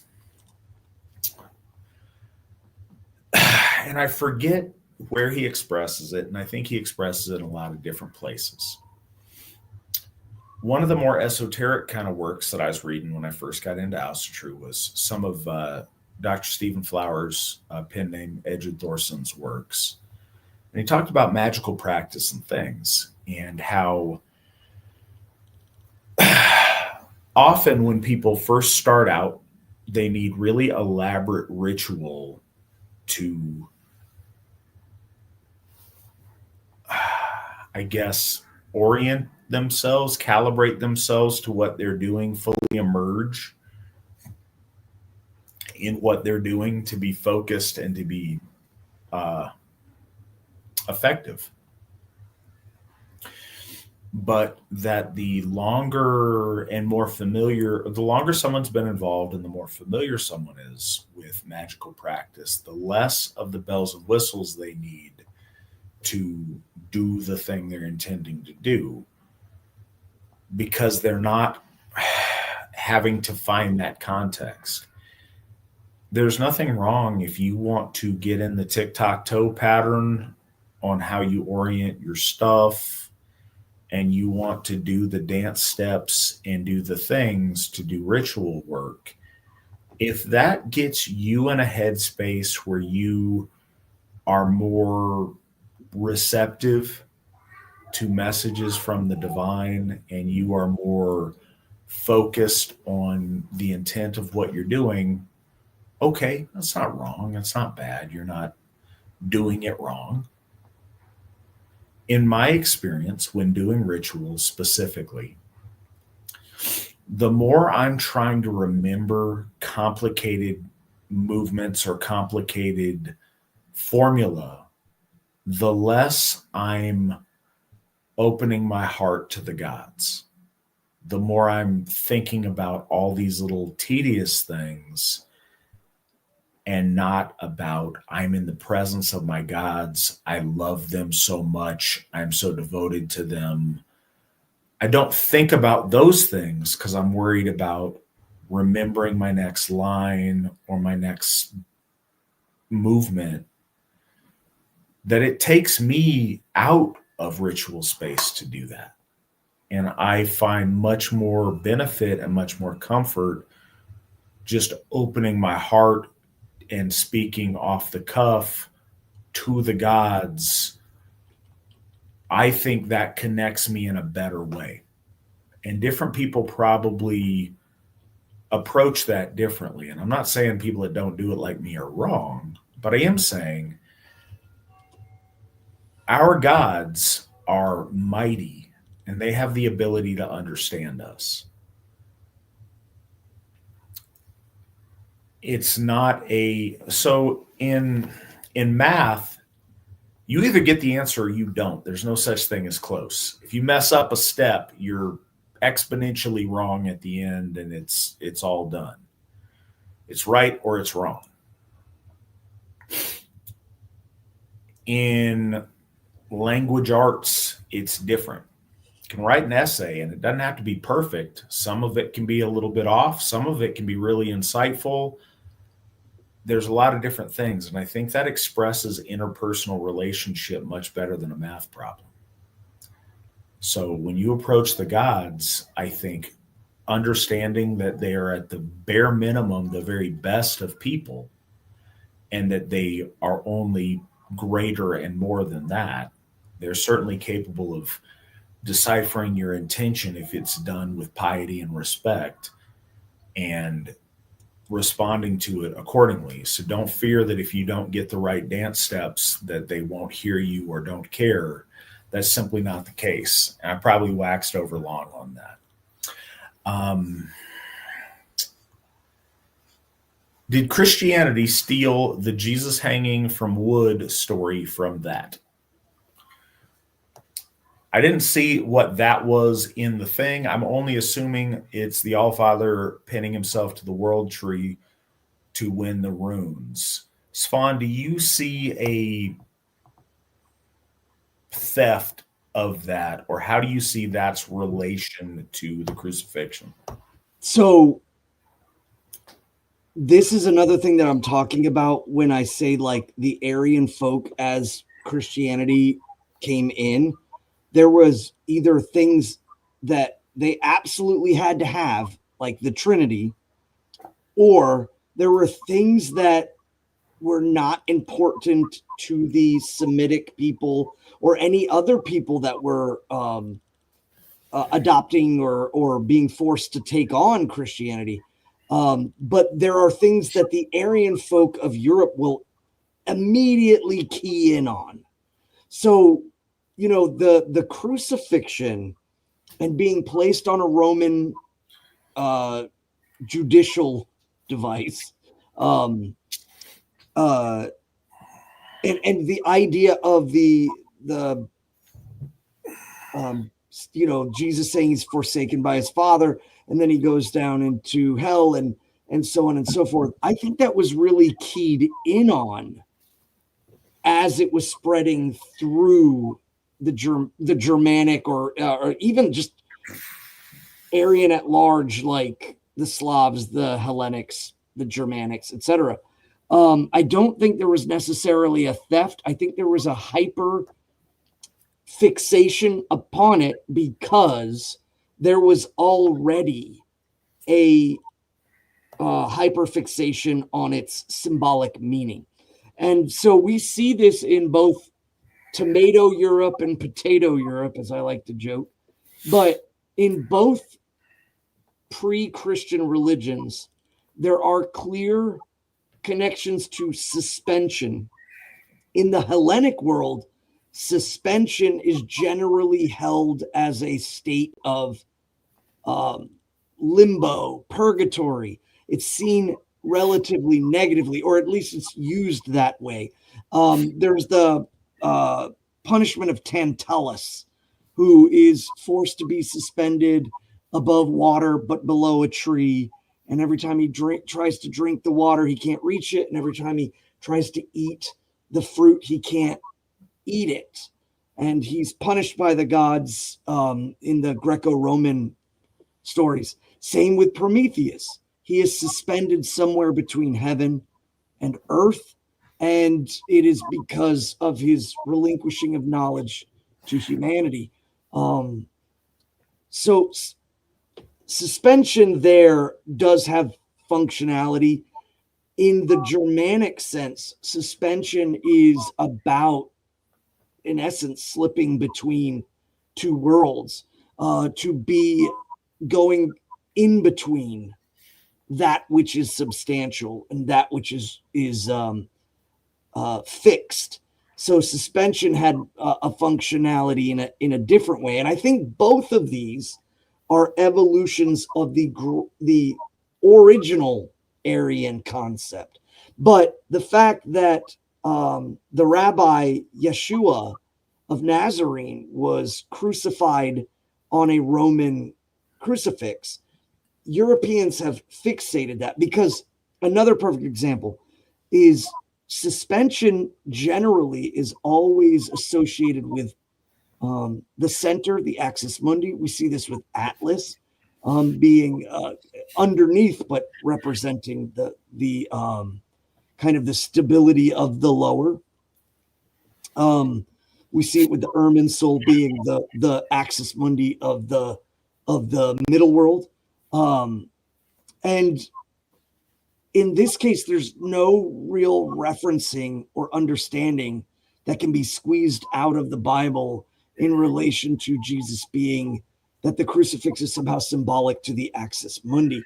It is all about the death. It's all about the fact that Pompous gave the Pharisees a chance. He said, you want to kill this guy? You've asked me 3 times to do it. He's a Roman citizen. How about this? Pontius? Or yes, sorry, Pontius Pilate. He says, I'll give you. I find no fault in him. Yeah, he says he's a Roman citizen. There's no reason why you guys should want to kill him. But he wants to give them a crazy dilemma.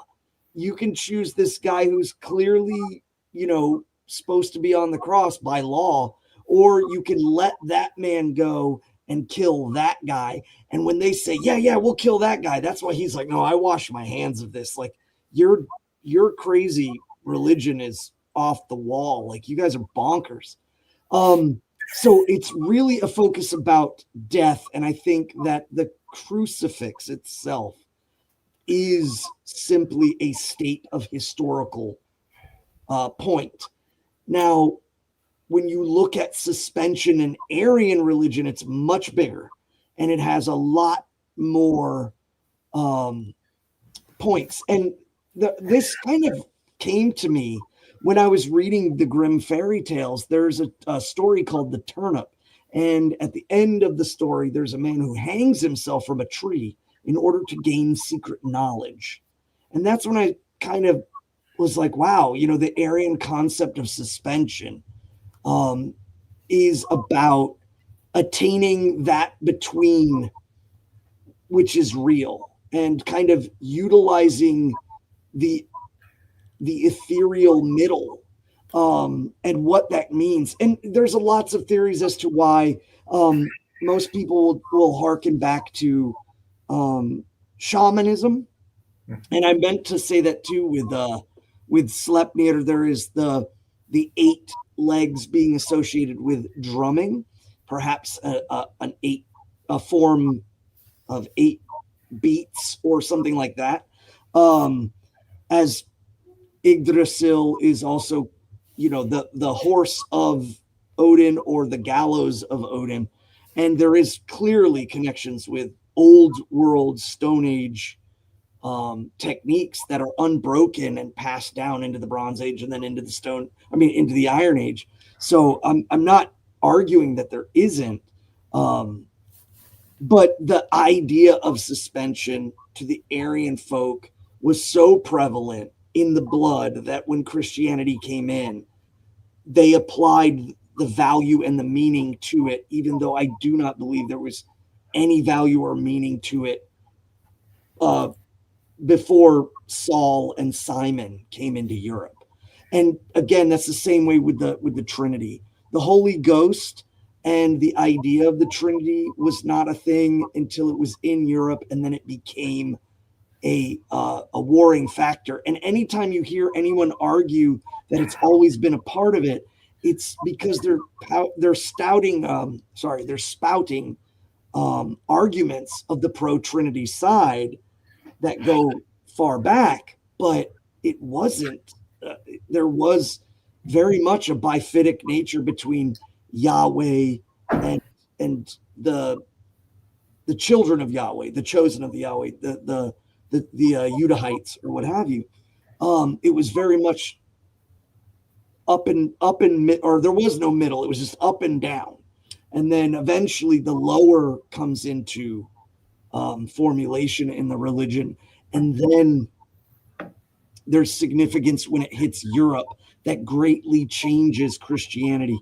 So it was philosophy that changed Christianity and made it more European. And of course, it was simply the deepest and most strong currents of Aryan faith that also notably changed. So I think that's where people find that significance. And I think it's also very easy for our folk, after they say they don't know any of the stories of the gods, and then they are Christian, and then they hear the story of Lord Odin, and they immediately start making those connections. But one is so much more viscerally, you feel it. It's not so much about the death or the sacrifice or in that sense. And I'll end with this much because I'm yammering. There are, I've encountered Christians who said, "Oh, my God hung from the crucifix to save humanity." But bear in mind, if you read the Bible, you know who Jesus is really. He's the shepherd of the sons and daughters of Israel. But Lord Odin, was selfish and was hanging himself on the tree for his own devices. And that's not true at all. Lord Odin was hanging himself from the tree in order to, like he's doing the eye and the well and everything else, is to learn and stave off the end, and to be able to find the very foundational chords, vibrational substructure of all creation, is why he did it, was to go even further and deeper in order to arm himself, so that placing off Ragnarok. So the search of knowledge is true, but it's also worth noting that there is, again, a sacrifice or a sense of loss to gain something else. But that's my take on it, is that the Aryan mythos has suspension in very high regards, and that when the crucifixion comes into European sphere, it is absolutely zoned in on for good reason. Svanur, Doc Ferrer, I appreciate that you keep it super Jewy when you're talking about Bible stuff. And I'm not joking. Like, you mean Rabbi Yeshua and Saul and Simon. You're not going to call them Paul and Peter. You're going to call them. Yeah, that's you're going to call Gene Simmons by whatever Lemmy version it really is. So I joke, it's funny, but it also paints things in contrasting colors to make them clear. When you make Hebrew Greek, it sounds more pleasing to an Aryan ear. When you keep Hebrew, then it is very Semitic and very foreign. And it should be, it is foreign. So to the question, no, I don't think that the story of the crucifixion is a theft of Odin's sacrifice on the world tree. I think Christianity borrowed from lots and lots and lots of things. And I think that you rightly see something our ancestors probably saw as a similarity. There is a really sometimes there's only so many variants the world throws at us. we're going to see similarity where it's directly a homage to or a theft from. We're also just going to notice things that are similar. And sometimes similar stuff happens. What I do want to say here, and again, I can't say there's no relation between a variety of different things. All right, Magi came from Persia to go visit the newborn Jesus. The Persians are Aryan people in the way back. They hearken back to this ancient myth. Certainly when Odin sacrificed himself on the world tree to win the runes, it was before our ancient ancestors migrated into Persia and into Europe. So possibly it is an ancient mythos of our folk transmitted by Magi to ancient Jews in the Levant to do. I can't say that's not possible, but I don't think it's likely. I think it's sometimes just coincidence. But what I would like to say is one of the things about our faith that is a hindrance to mass sexiness appeal, but is nonetheless true and appealing to adult Aryans. You can hold two different ideas simultaneously that don't conflict, but are run parallel. Noticing similarity and parallel in world religions, noticing themes that are ubiquitous across the board doesn't negate individuality.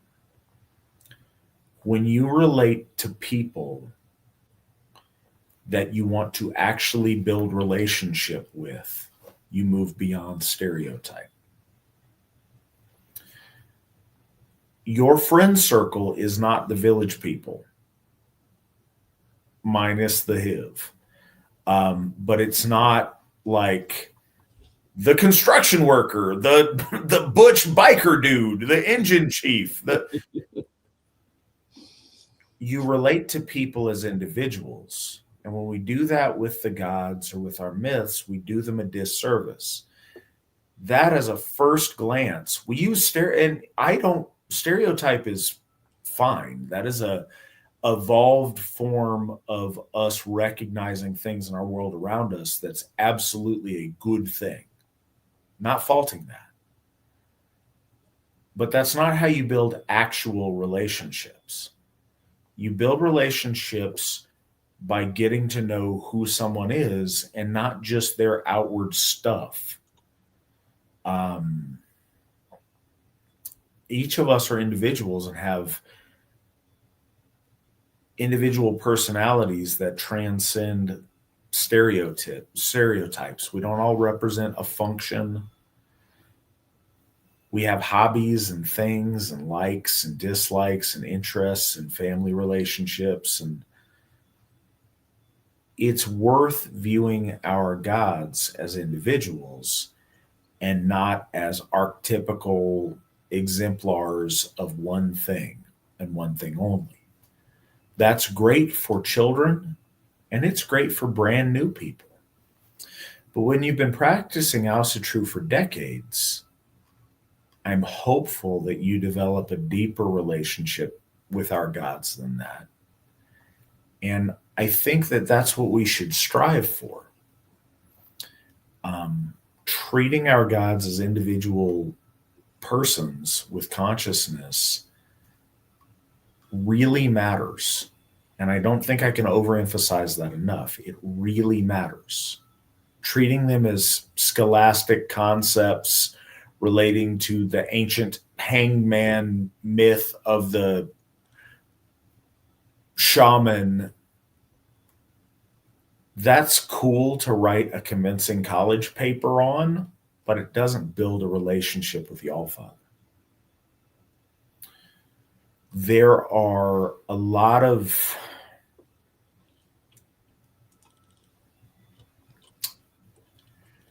when we deal with modern celebrity, there are people that make quite a good living following Taylor Swift around, taking pictures of her doing any normal function in life. Look, here's Taylor Swift eating a Twinkie. Look, I seen her. She went into the store. There's really adept stalkers in the paparazzi, but those people don't know her the way that people who grew up with her do, or her family does, or normal people that have had real relationship do. They've created a fake image that she projects and not the person that she is. And substitute any celebrity you want. I just picked a random thing. You can be a stalker of the gods and know a lot of academic theories that relate to them. It's not the same as knowing them and relating to them and sharing your soul with them and bearing parts of yourself that are intimate to tell them, you know, your thoughts and your fears and who you are, and relating to them as a person. There's people that watch this at a distance that may not ever get to know him or whatever, that, oh, Svan's the lore guy. He is the painter of murals. Lo, the archetypical artist and lore master is Svan. That's fine, and it's better than nothing, but it's not the same as being his friend and talking to him about his kids and talking to him about, you know, problems and silly, fun things that make our character. Eye injuries. Always remember that our gods are more than that. That is an entry level to get a basic idea of some things that describe them. But seek that which is deeper when you're seeking our gods. We only have a couple questions left. I'm going to throw this one out to Svan. I'm going to take a break for a second to go say goodnight to my daughter, and I will be right back. How much room does the AFA allow for people to have their own interpretations, ideas, beliefs, etc.? And what are some hardline, nope, you have to believe this? Go.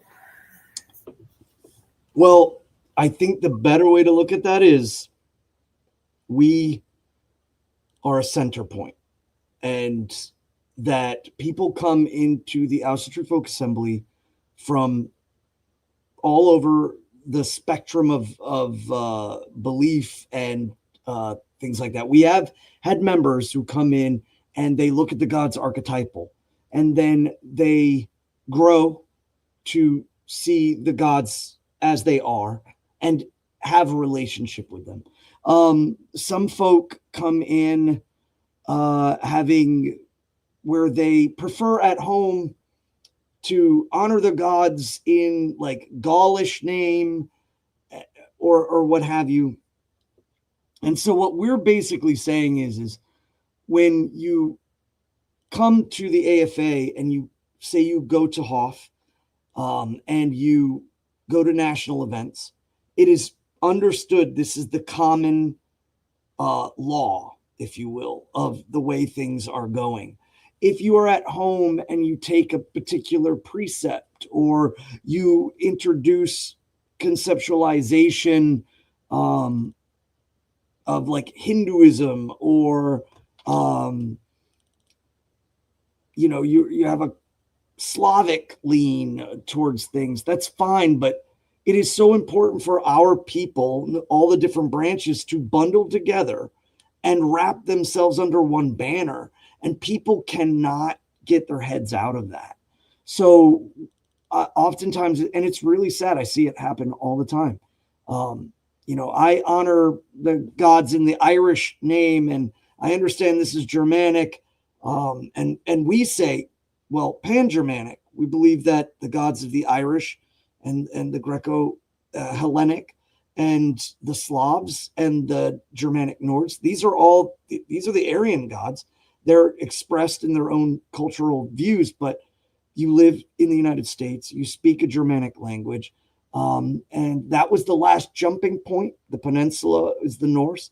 So when we're together, that's what we use, and we use it really to not confuse our children and keep consistency and things moving forward. It's not simply because we're Nordicists. So they'll come in and they'll do that, but then they want to implement these things, and the church is the AFA is the Church of the Aesir. It's not changing. We're going in our direction. We are evolving on our own, but not just because one guy wants to call Lord Odin, Wotan, and gets upset because nobody else is calling him Wotan.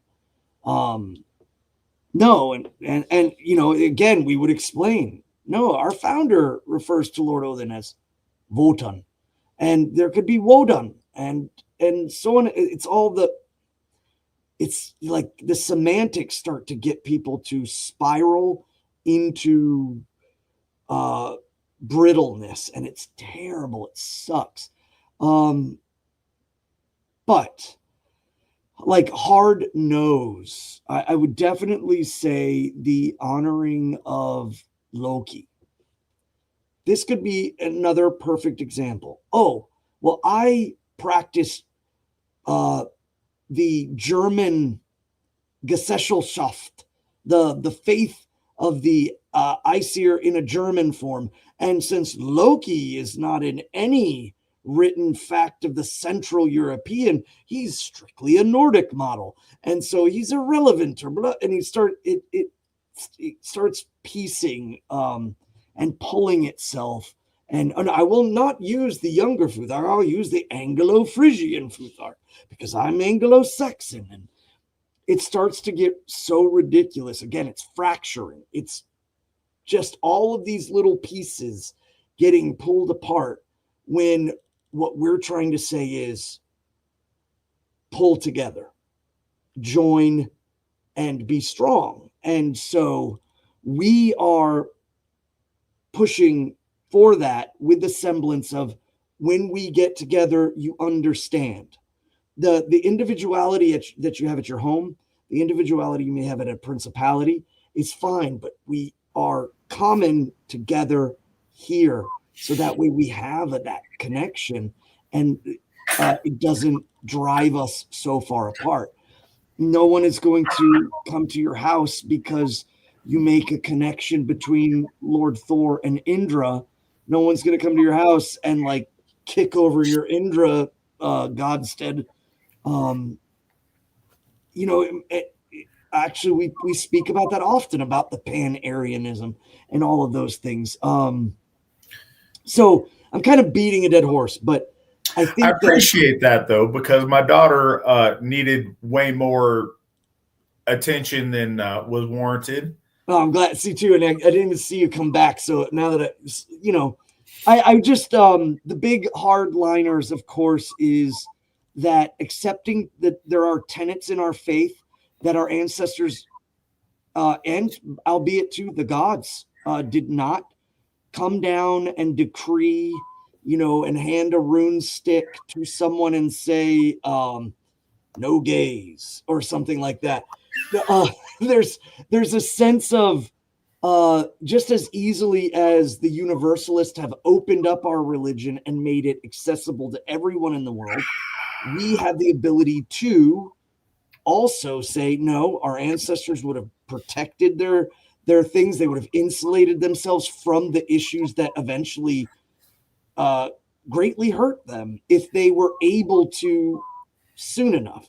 So these adaptations, or there's Universalists that think the gods care about political stuff, and it's like, well, our ancestors are monarchists, technically, or might makes right. I mean, if you want to go down that road, but the reality of it is that the gods are concerned with us governing ourselves.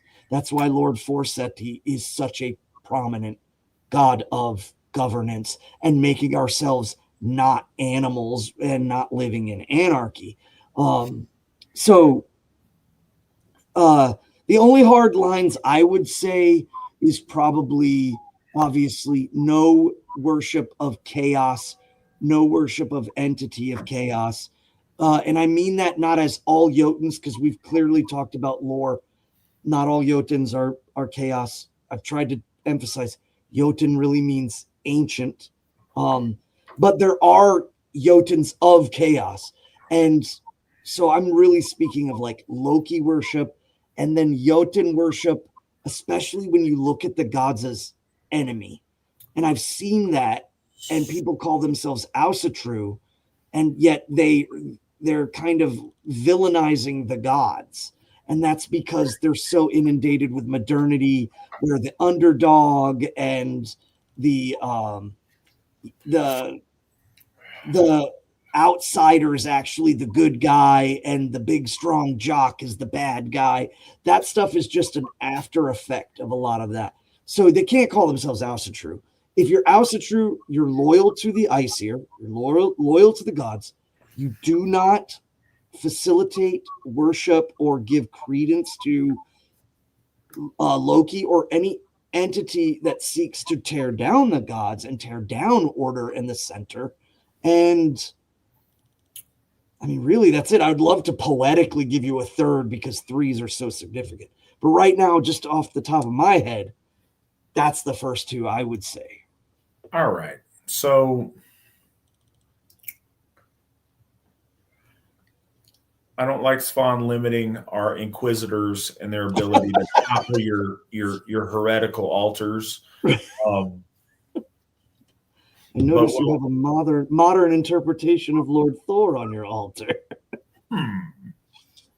This does not match the true Lugmal. All right. So, in truth, couple of things. We suffer today from a hyper-individualism. Just as much as... All right, so there is a tendency to either we are a dogmatic faith where every single item of anything is quantified, weighed, and measured, and you must think this way or else damnation awaits you. Or the other option is everybody can just do whatever they want, and it's all just licensed to just run wild. Our faith doesn't do that. Our faith treats adults like adults, and it is our obligation as Aryan or noble people to use wisdom, discernment, and status to help define who we are, what we do, and how we do it. So I think this really does matter. First, read the Trulagmal, and you need to believe those things, at least in their broadest understandings. Those things are true. We believe they're true, and there are fundamentals. And they're deeper than the one or two things or three things that Svan and I might say. They're really core beliefs of what Asatru is. So everyone should read that. And Nick, note to self, note to us. We need to make that more prominent. That needs to be a very obvious thing on the website and all the places. I don't know the way to get everyone to read it. It's one of those check boxes you got to read to join. But it's like when you sign up for a phone plan, everybody clicks agree without reading the thing. I get it. But it's a little bit more important. I think it's more interesting, and it's not long or tedious. But it is essential. So other things, in order to be Asatru first, and a lot of these things are going to sound stupid to some people, but I wouldn't say them if they didn't need to be said. You have to genuinely believe in the gods as gods. You can't be Asatru. You can't be loyal to gods that you don't believe exist. Now, when I say that, you can't posit to us as a truth that they do not exist. I should say this: you can join if you want them to exist, and you want to build a faith with them, absolutely. But you don't get to tell us for a certainty that they don't, and that there's some kind of archetype or whatever you think the case is. No. We're loyal to real gods that are gods, that have divinity, that exist, that are individuated with personality, consciousness, and agency. We believe those things to be true, and we're loyal to those gods. Loyalty to those gods means opposition to their enemies. We are choosing the part of order versus the part of chaos. You can't be loyal to the Aesir and also carry on friendship with the forces that are their avowed foes, with Loki, with the Jotnar as in its broad sense, with forces of chaos. Like, for example, you can't be Christian and Asatru. It doesn't work that way. Right. And really in particular, because Christianity condemns Asatru and has made enmity with it. So exclusivity to being Asatru, understanding that our gods are real and exist, understanding that there is a racial component to Asatru, that these are our gods, and that other people have their own gods, and that different races of people are not us, and that we are us, is a fundamental. And also, there's some hardline things. And these are the things that I say because they prevent your membership in the Asatru Folk Assembly.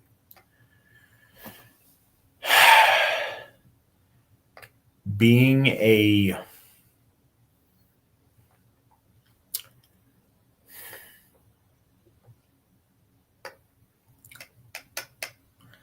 So Svan did such a good job of like keeping the Hebrew things Hebrew.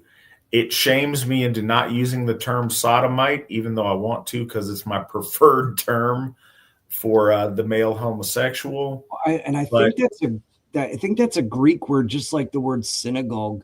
No, but Sodom is a town, and it's named after the town. So the town exists in the Middle East. So while Svan researches sodomy, I'm going to say you can't. And I'm okay. So joking aside, we don't want to be the bedroom police, and we don't want to be puritanical. But we do draw a very hard line at male homosexuals. That is unacceptable behavior. It's an unacceptable mental illness. And it represents a level of transgression that you can't uncross. And this isn't to someone who's been victimized. If somebody has done things to you against your will, that's very unfortunate. And we're sympathetic to that. That's not what I'm referring to. If you have knowingly engaged in that sexual transgression, something is broken mentally that makes you a danger to our children. We can't have that around and can't have that amongst us.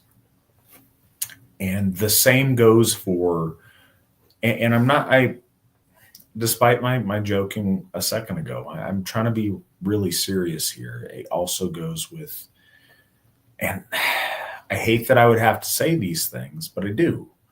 It goes with child molesters or bestiality or necrophilia or any shocking transgression of those things, because once that's broken in someone's head, it's not the kind of thing that gets unbroken.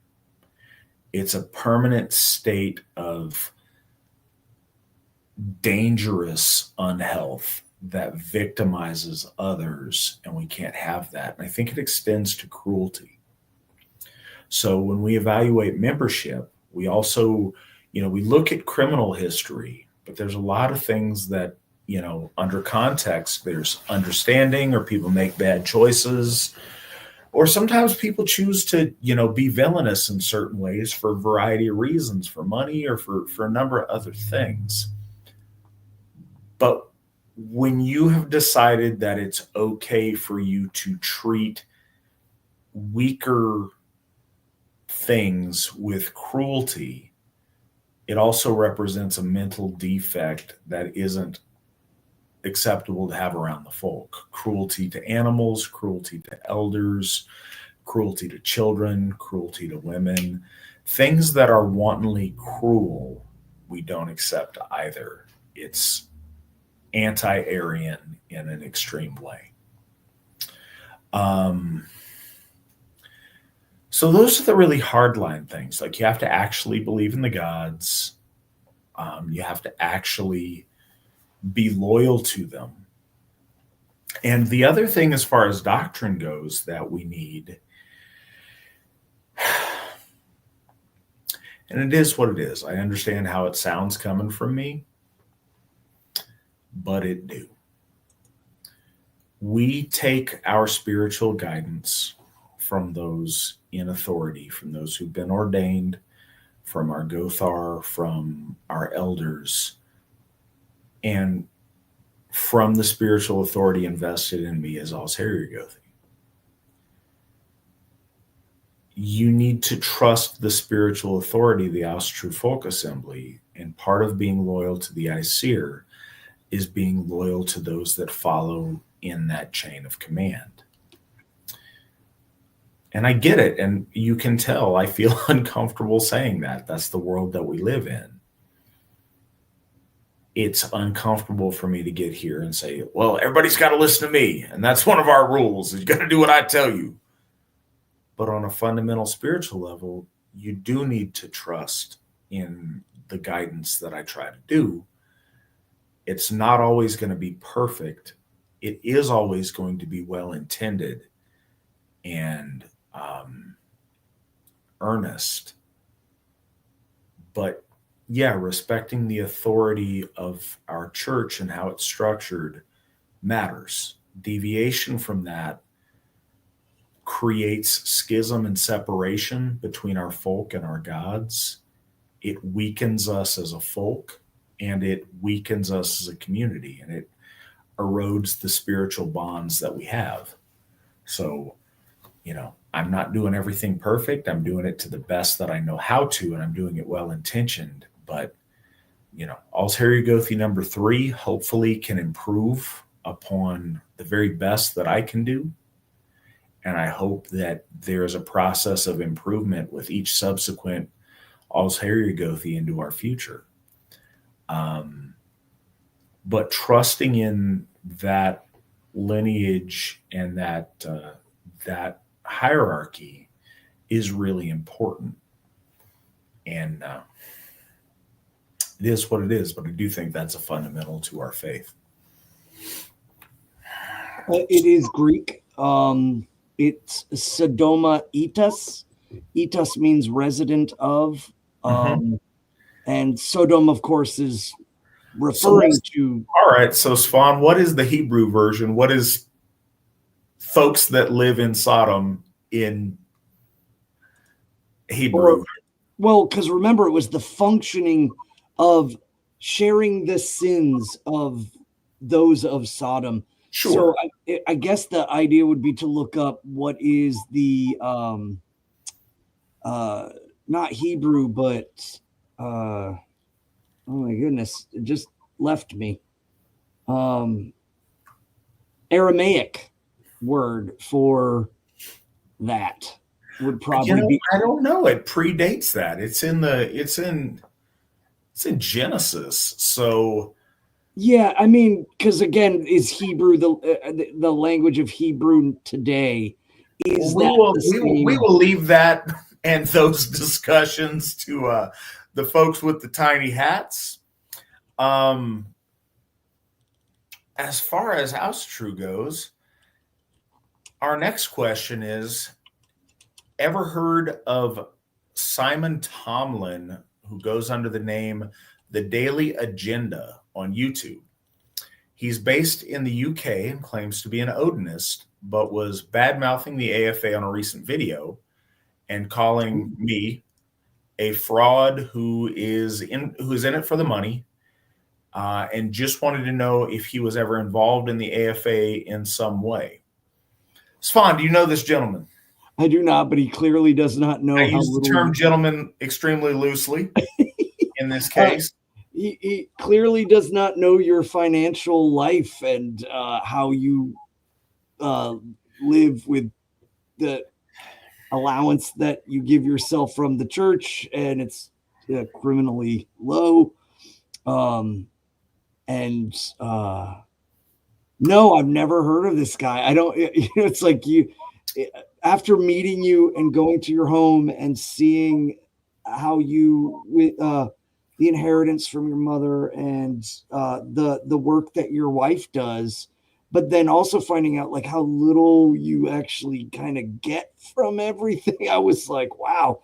But the gods helped and facilitated in different ways for you to have a stable life for you and your family. So I totally get that. And I've often been joked as being the independently wealthy barber. I mean, one article even said I bought Thorshoff with my own money, which was very, fancy.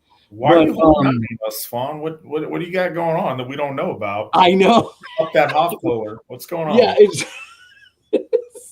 So, but no, I've never heard of this guy. I looked him up when I saw the question. So I have, and I only heard about him like super recently. We had I had a guy in the UK reach out to us to kind of put him on our radar. So according to, I got to look at the thing because I'm only aware of the daily agenda, but according to Simon Tomlin, I am only in it for the money. I am also a Fed. Oh. So am I in it for the AFA like Hofftoller residuals or from my like government paycheck from y'all's taxes? One of the two, perhaps both. Maybe I'm double dipping on that. That would be a smart way to do that.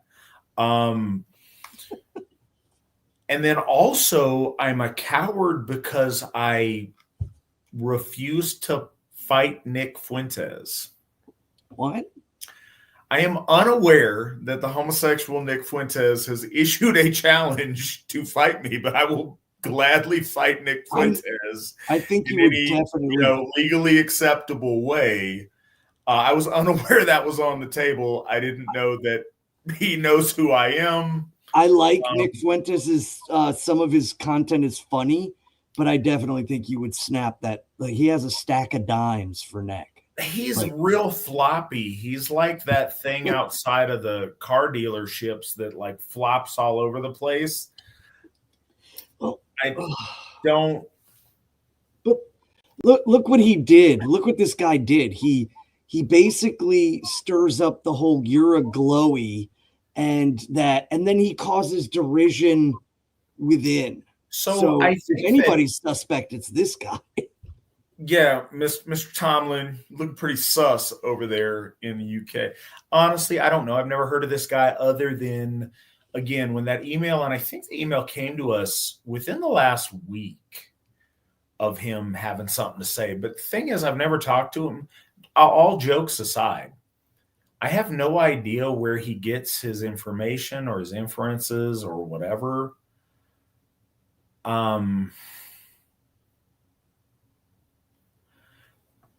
We have this really silly crab in the bucket thing in our circles to where anybody who's remotely successful at something, you've got to like pull them down or like, it's clearly just a scam. I ran into a guy on Twitter that said we were clearly a federal, a CIA op, maybe an FBI op. An alphabet op of some sort. And when asked, like, well, what could they possibly do? Well, no, they've got 4 Hoffs. You know what? The only way I would ever believe they weren't feds is if they all got locked up. Well, under that paradigm, we can never possibly succeed at anything. How sad is that? Like, it's funny, but in a way it's not.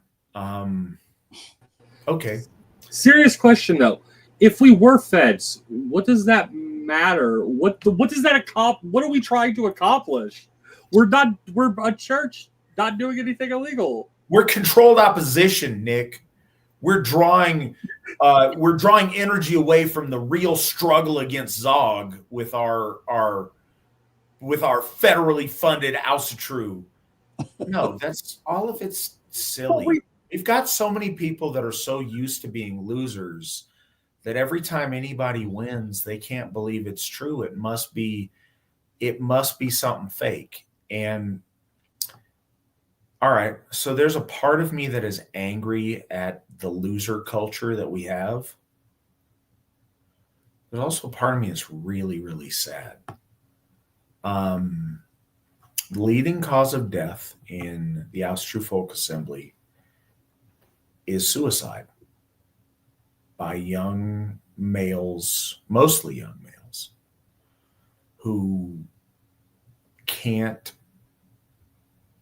navigate life and feel like there is no hope, feel like everything in the system is rigged, and like they can't possibly succeed, and that everyone who does succeed is somehow tricking them through dishonesty or through something nefarious. That's real. And that plagues our folk. I'll laugh at the Spurgs who say stupid things, but there's a lot of people that are stuck there. And I want to mention this too. So this came to my knowledge within the last month, certainly. Yeah, I want to say within the last month, maybe a month and a half. We had a member a while back. Nobody does anything right. Everybody does everything wrong. Everything's a scam. Everything's too good to be true. Can't believe in anything. This is all just a scam. And then he quits and he continues down that course. And a year later, I find out he took his own life.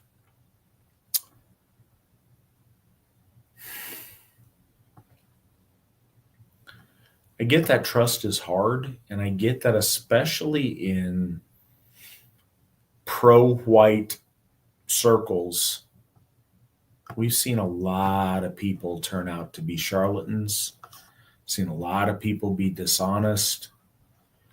We have a lot of people that have tried to make big sacrifices for people that turned out not to be worthy of it. I get that, and there's a lot of truth to that. I see what you see. Wish that wasn't the case. I can't go back and possess all these other people that have lied to you and make them be honest. I can't. But for us to allow that to kill any hope for the future, any hope for success, it's really silly. A lot of things. A lot of people can have a lot of reasons to not like me for a variety of things. There are a litany of ways that I am not perfect, or that I fall short, or that I should be something better than I am. You know, I've got friends from the past that have legitimate grievances. I've got exes that got legitimate grievances. All those things. But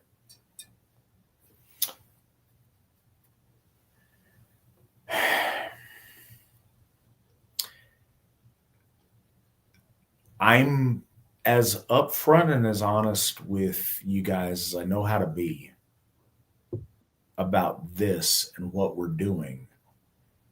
And I don't claim perfection, but I do claim that I'm being honest. There is something to be said for a lot of us just care enough to make this work. To begrudge the small successes that we have along the way is to set our sights far too short. We should be achieving great things, every one of us. And we have to believe that those are achievable. You lose every single game you don't participate in. Every time you don't show up, you lose. Our folk need to show up again. And one of the most successful tools of the enemy is convincing a generation of our young men that there's no point in even trying because nothing can ever be successful. The AFA is a story of how a small handful of people who genuinely care and are willing to put themselves out there hard can achieve some really beautiful things. We would love to achieve that with you guys and all together. And we do. And the more of you who join and come home to Asatru, the better we are. When our people fight over the 5% we may disagree on instead of the 95% we're all on the same team on, it keeps us useless. Let's get on board. If you think we're not doing it right, get on the team. Help us do it better. But at the end of the day, I can speak for Svan and myself and producer Nick. We all want to do it right. None of us are more committed to our own personal fetishism than we are to pleasing the Aesir and advancing our folk. If there's a better way to do it, we're all for it and we're looking out for it.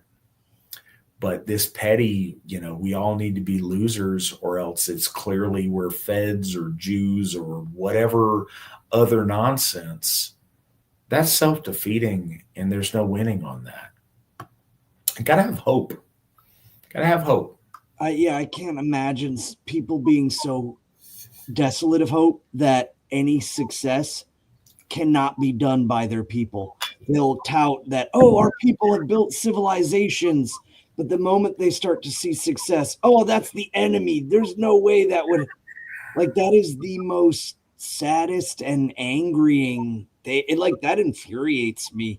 And especially because as I came into the church in the 20 teens, and I was very observant of the state around me. I was very reluctant to join an organization. I had a personal relationship with the gods that at the time I felt could not be elevated. I was wrong, but that's a learning thing. Especially now that I've been in the church, it's grown, but I was paying attention to so much more and looking at things around me. And I know that people, as I meet them, I know them, and this organization level that we have where we're all intimately related or intimately connected to each other. And we know about wife and kids and birthdays and so on and so forth. And then for the success of all this hard work to just be tallied off as, I don't know, at least the money from the cartel one was pretty funny. Well, some of these people. Oh, okay. And fair enough. In the comments, it said that I should say that Nick Fuentes is allegedly a homosexual. I will say this. Fair enough. And I apologize. I don't know that Nick Fuentes actively engages in any man-on-man sex acts. I don't think he's. I do.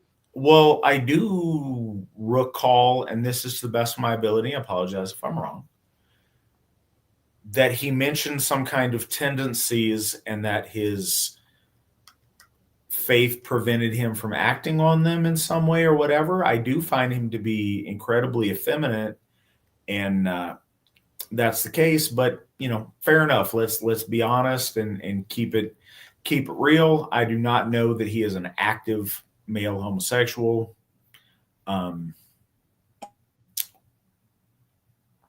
He does strike me as very light in the loafers.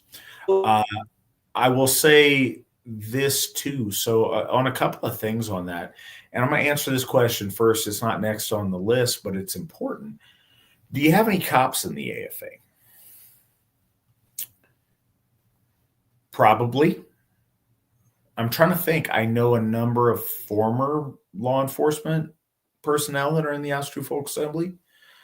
I mean, I would welcome honest police officers into the Asatru Folk Assembly. I think it's an honorable profession. I think there's a lot of really good ones out there. I think there's a lot of terrible ones out there. I think there's a mix. But sure, I will say this. Anybody who's doing anything, of course, is going to have a variety of people looking into stuff or whatever. I always joke when I get into, anything controversial on phone calls, like, hey, feds, in case you guys are listening, and I say this and I mean this. All right, guys, you know what I said was funny. You chuckled too. It's a thing. Hey, if you're heterosexual and you're white and you'd like to come home to your gods, you should join the Asatru Folk Assembly .org. I joke, but one of these times somebody's going to be tapping something and they might just check it out. It's a thing. Just because you're in law enforcement doesn't make you a bad person. And, I may have a very different reaction if we're actually up to something nefarious. We're not. So that's a lot of other people's baggage. It's not mine. It's not ours. It's not what we're doing. We're not doing anything wrong. We're proud of who we are, proud of what we believe in. You're welcome to join the Asatru Folk Assembly if you are in any of the branches of law enforcement. If I find out that you dishonestly infiltrate us, then yeah, I'll throw you out. But if you're honest at the front door, if you want to come in through the front door, then absolutely, assuming that you meet our other criteria. I heard Lithuania was the last land to fall to the Christian/Judaism. Did they use the Germanic language? Svan, what do you know about Lithuanian? Yeah, he's correct. 100%. But there is a slight difference, is that the Baltic Lithuanian religion is more Slavic, Rodanovary, and we are Germanic. So what I should have said, this was the peninsula, the last jumping off point was the Nordic lands for the Germanic people. When you look at the Lithuanian religion, they have a tripartite, just like we do, and like all Aryan branches do. But it is, again, Perun, Veles, and Dieves instead of Svarog. And their iterations and languages are a hybrid. They do speak a probably one of the most interesting languages that has deep connections to Indo-European, like still alive in it. But because that was the movement of the Orthodox Church going up through there, a lot of it was synthesized into their orthodoxy. And that's wholly Slavic. The last Germanic kind of stepping off point was the Nordic people for the Germanics. So that's kind of what I was getting at. You're not wrong, though. And it survived. It's crazy to think about. Almost 100 years after the texts that we are reading were kind of finally compiled by Snorri Sturluson, they were being converted to Christianity. So like Iceland was the year 1000, and they were in the 13 mids when they were being converted by the Orthodox Church. But yeah, they were like it would be like the Slavs all gathered together and said, you know what, the Lithuanians were the last of us to have what we used to have, so let's use them as a guiding light. Is the same way the Germanics in relation to the Nords. So sure, all of those things. It is unfortunate because the Teutonic Knights have a really awesome aesthetic. Oh yeah, no, it was the Teutonic Knights. It's unfortunate that the Teutonic Knights were the ones to stomp out the last remnant of functional European paganism because they're really cool looking. I like a lot of things about the aesthetic, but yeah, that was the situation. And I read a really good book on that a couple of years ago that I found fascinating. I didn't know a lot about that struggle until I read that. Well, and we did talk about pagan warrior culture of the Germanic people and how it wasn't present in Christianity and became present when it got up there and was utilized. Levantine Jews would not have formed the military orders. That's an evolution of European paganism, absolutely. But what I also wanted to say is on the side, trying to figure out about those mystery 3 verses at the end that didn't get translated.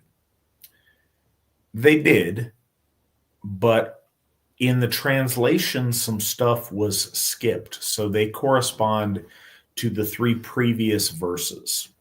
The numbering between the original manuscript and what was translated is off. And I don't know where the gap is. Githia Lauren Anderson was looking at that for us, trying to figure it out.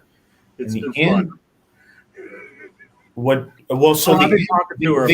The end corresponds okay. There is some missing pieces in the body of the text that screw up the numbering. So yeah, this is a process and it's interesting, but she did find that the last 3 correspond with things just fine. It's like the first 5 don't match up right.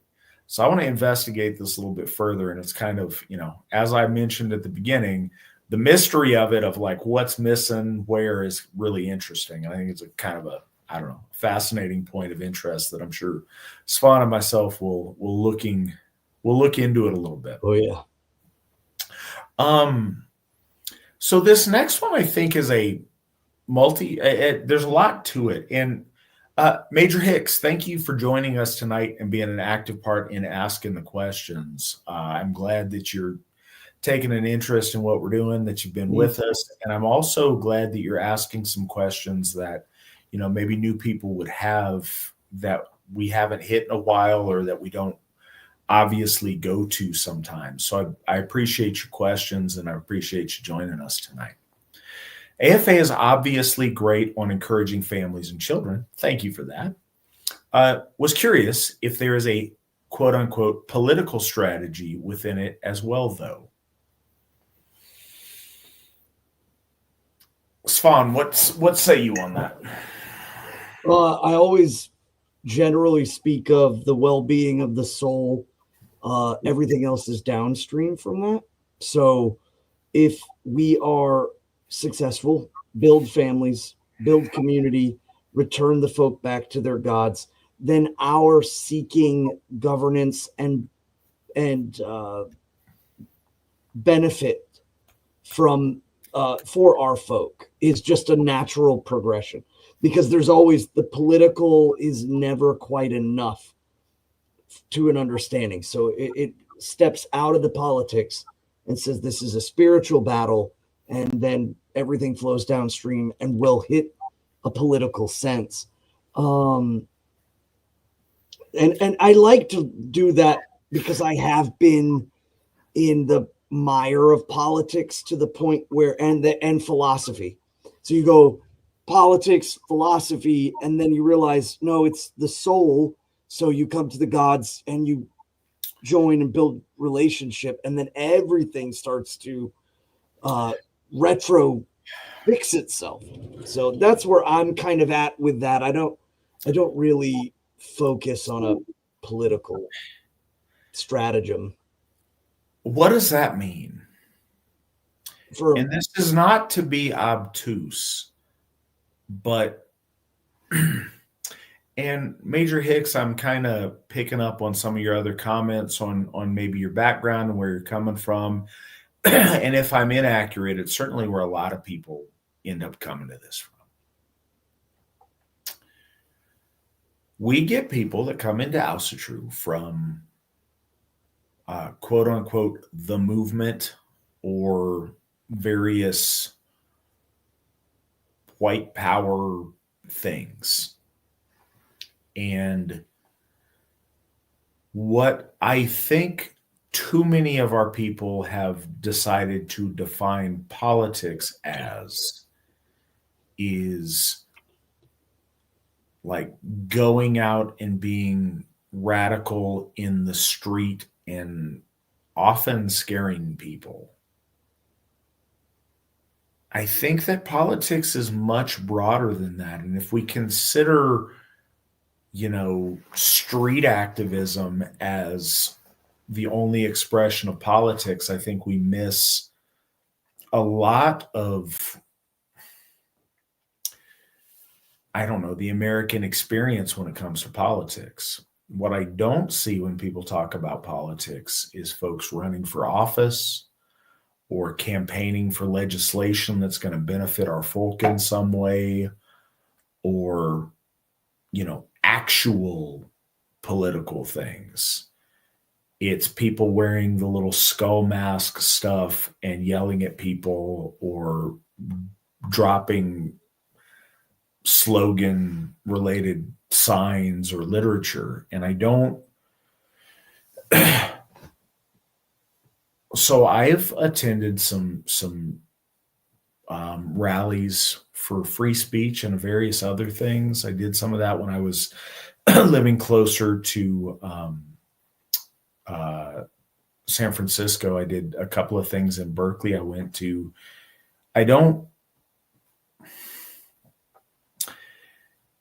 The Asatru Folk Assembly doesn't focus on small scale political activity because we're a church and we focus on the bigger picture of values and the soul of our folk as a whole. We certainly advocate for positions that are helpful to our race and our people. That's a religious imperative of the Asatru Folk Assembly. But politics, as I've said a lot of the time, in terms of candidate or legislation, is very situational.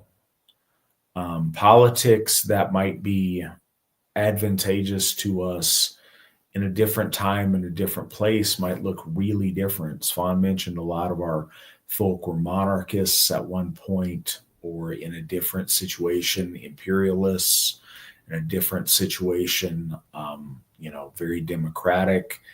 There's a lot of right ways to do Asatru, to advocate for the well-being of our race and our people. I don't think that is a fundamental political issue. I think that is a human rights, social imperative of all people, and it directly has a correlation to our faith. What I do think is relevant in Asatru, we encourage all of our members in the AFA to be politically active, engage in politics. It doesn't have to be scary street things. It can be being, voting or poll working or holding office or doing things that you think are going to be the right things to make the world that you live in a better place. We would encourage all of our people to be active in making their world better and more aligned with their values. I think we want everybody to do that. No, the AFA is not a political activist group. We're a church, but that certainly has implications that relate to life, and politics reflects that. So, yeah, the AFA isn't actively engaged in politics in that way, as that's not our role as a church, but we are always engaged in trying to facilitate the advancement of our folk and the best interest of our people, and we're very committed to that. We have a lot of members that are very politically active in a variety of ways, and as long as that falls within the bounds of legality, we're very much in support of that. But again, when I think the term politics, and you put it in quotation marks, so I'm not taking any issue. A lot of people conceive of that in very, very different ways. I think we have people that are used to street activism that see that as the expression of politics. We've had a number of members that actively work in a candidate's office, or that work at polling places, or work for their local Republican Party. I think that's more overtly political, but is often less of a concern or a question to people. So I think you can conceive in politics in a variety of different ways, but as long as it's, legally appropriate, the Asatru Folk Assembly encourages all of our members to be very active in their world around them and making the world a better place. And that includes political.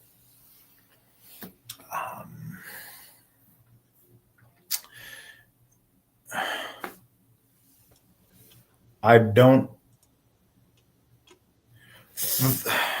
Ignore the 3. That's a typo. It's just the word is. Oh, okay. I was going to say 31s. I was curious where we were at. All right.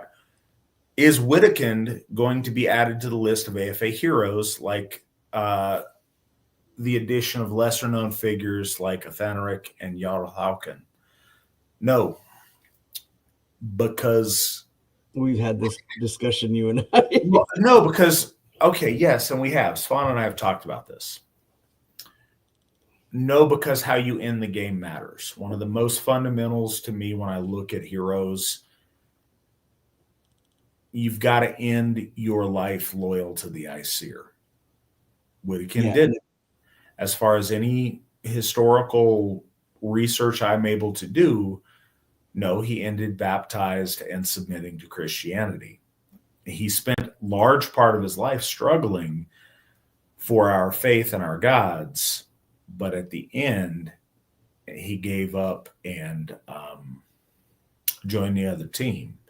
How you end the race tremendously matters. And so I wish he didn't. If you have some special historical knowledge that refutes what I'm saying, please tell me. But I definitely believe that was written by Charlemagne propagandists to quell the rebellion, but there's no proof of it. Here's the thing. Coulda, woulda, shoulda, I don't know. Right. I do know the ones that we do celebrate, we have no counter information that said that they did convert, and a lot of information that says that they didn't. Right. And so that's kind of what goes into our decision. Because I really like most of his life, but he didn't end on the right note.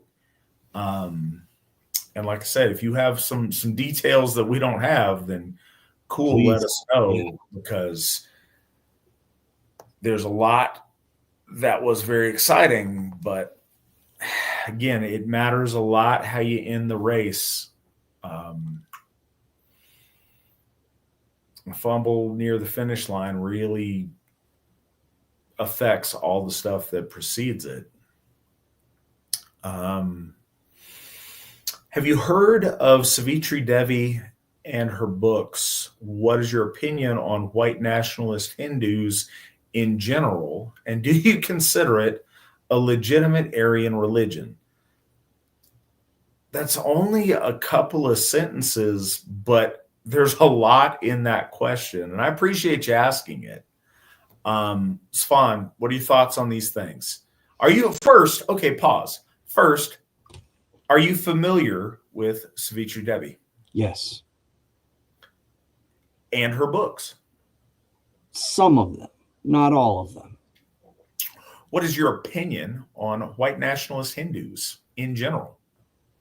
I think that it is, if you are a Germanic or any European branch, Hinduism has deviated so far away from the Arya that brought it into India. And I believe this about the Zoroasters as well, the Zoroastrian kind of branch. I think that both of those have deviated so far away that it is not. I think that people are attracted to the substance because it's been unmolested for thousands of years. But, there's a certain point where modern Hinduism is clearly not folkish and clearly not of the folk. And you have to kind of constantly always lean back to the Bhagavad Gita and all of that stuff. And there's clear connections there because the Arya brought it in. But I would still encourage those folk to come home to Asatru. So,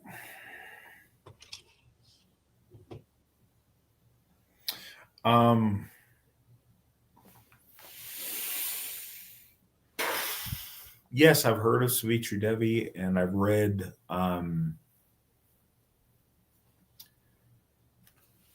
number of her books. Is it Gold in the Furnace? I'm trying to think. It's been a long time. And Lightning in the Sun. I've read a number of different books by her, and like I say, it's been a minute.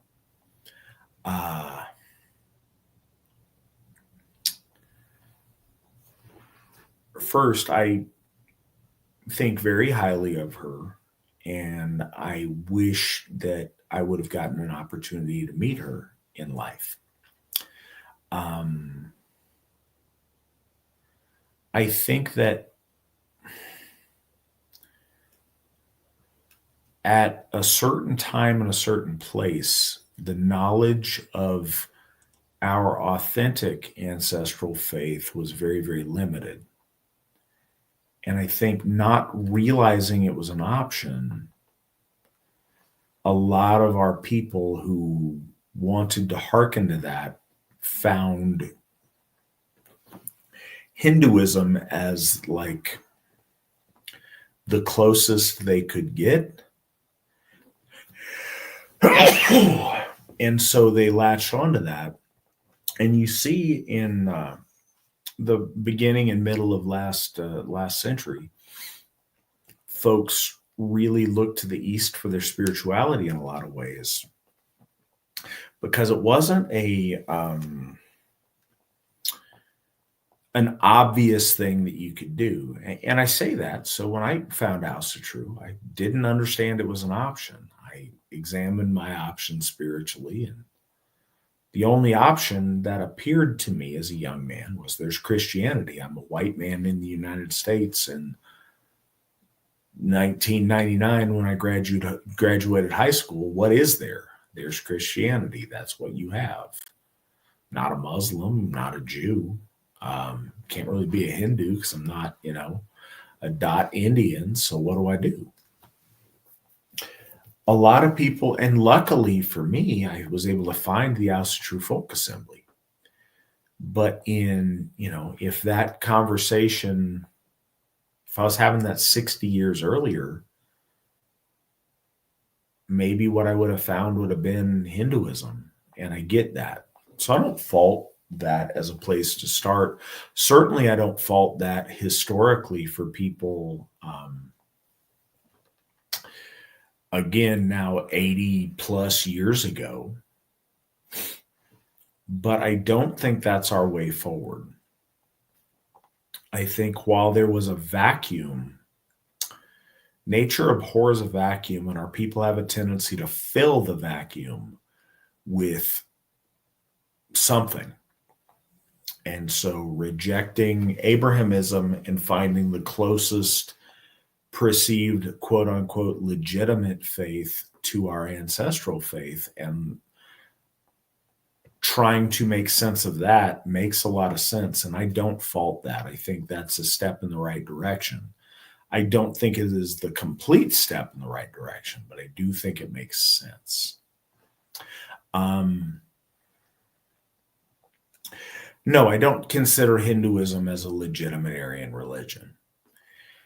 I don't think anyone can really deny that in its most ancient origins, the dharmic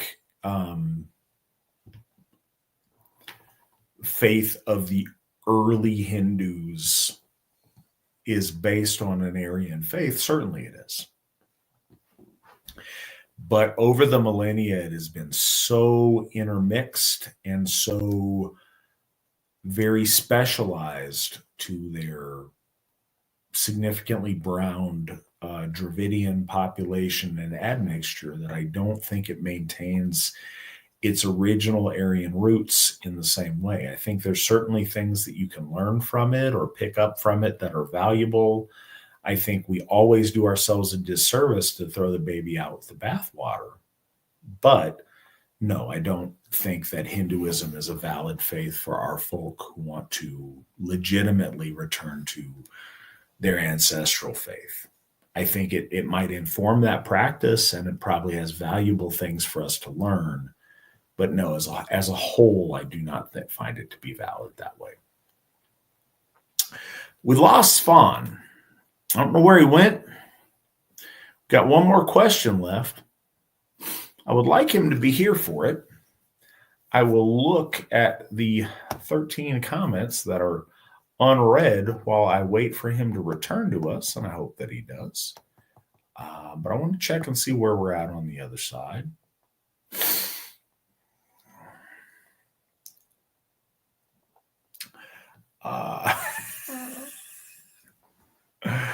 Sea salt ties, indeed. Yeah, I just read that comment. I found it humorous. There are no ties.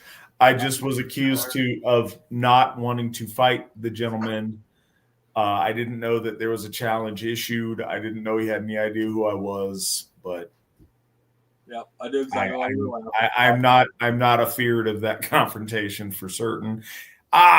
Svan has returned to us. Had to go to the restroom again. Happy day. All right. All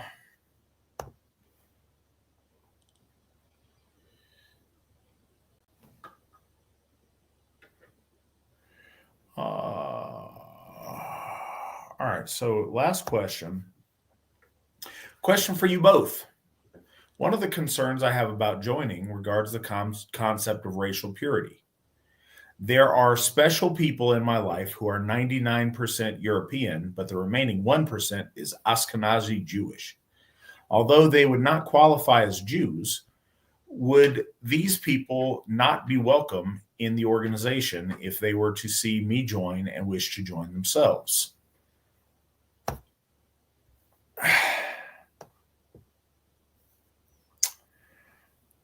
All right, Svan, go ahead and take this, but yeah, go ahead, Svan. What do you got? Oh, okay. Well,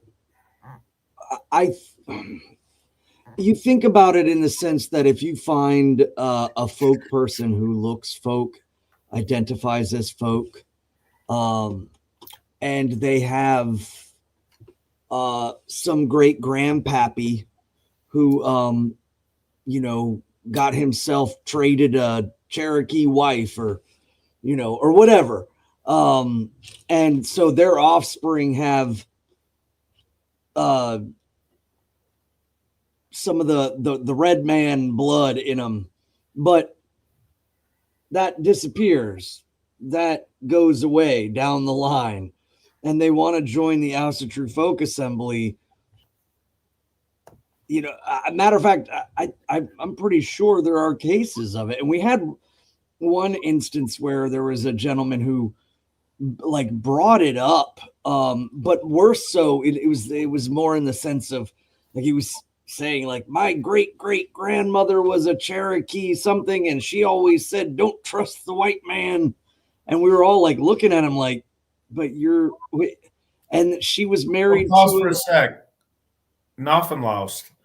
I don't care. We're going to answer the question regardless. It's a valid question. I understand we got people in the chat looking out for trolls. That might be the case. I don't know. It's a good enough question that other people have, and we're going to answer it regardless. Right. Rest assured. Carry on. Well, and I'm just giving that example is, there is some, that this member was in our sacred space, and he was apparently deep into his horn and was saying that, this red woman that married into his white family was saying all of this and so on and so forth. And we were pretty upset that he would kind of go this route. And so I definitely think that was a grievance in his state. But I thought about it. If he hadn't said anything, we would only know him as the way he looked, the way he acted. He's a folk man, and he was trying to get into contact with the gods of his people and build a relationship there. And just because he had some great great grandma who that he couldn't control, that his there was some sort of arrangement with this marriage with this woman that was a Native American, it would have never have been a deal. I think that a huge part of this is understanding identity, understanding who you are, where you come from, how you identify. That's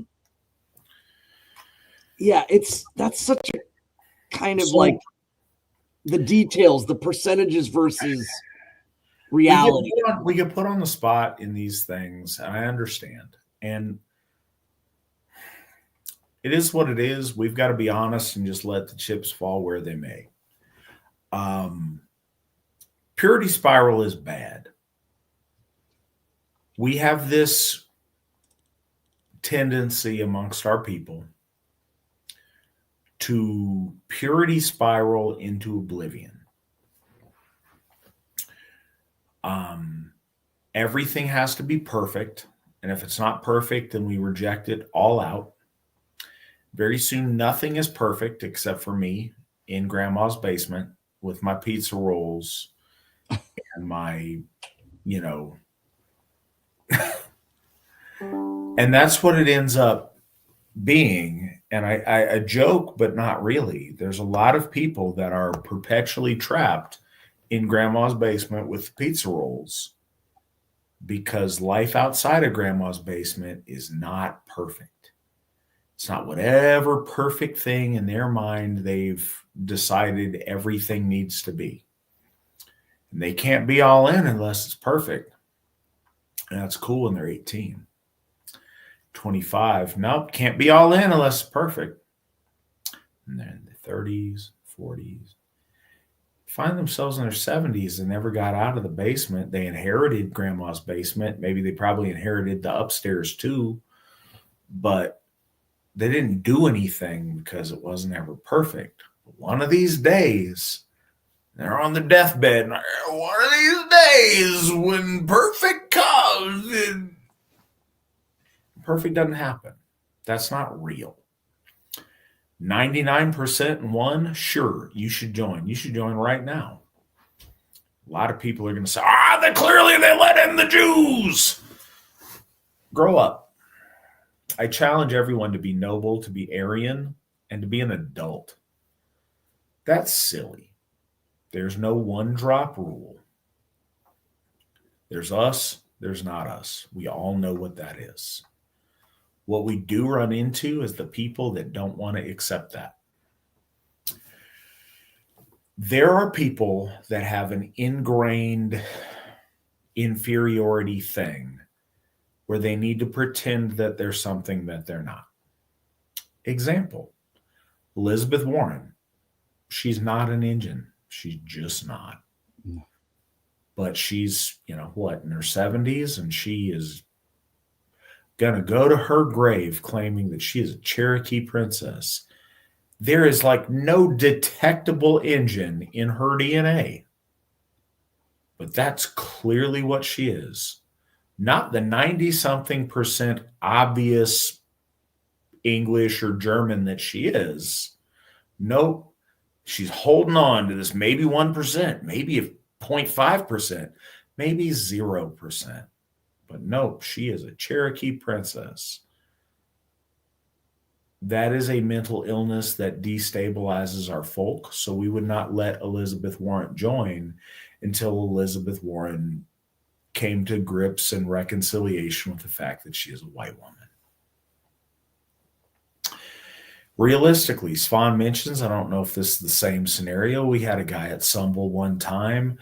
I said, hey guys, you know what? So we're doing our ancestors round. Make sure your ancestor looks like the rest of us. Ha ha! We're not getting out the skull calipers, but Make sure the ancestor you raise a horn to looks like everybody else. Ha ha, tee hee, isn't that funny? No, seriously, I say it because people need to know. Yeah, it was the same situation. 30 minutes later, I want to raise his horn to my great-grandma Sacagawea because she was persecuted because she was Cherokee and she was in white society and Cherokee people, Cherokee pride, they killed our... But Yeah. what are you doing? What are you doing?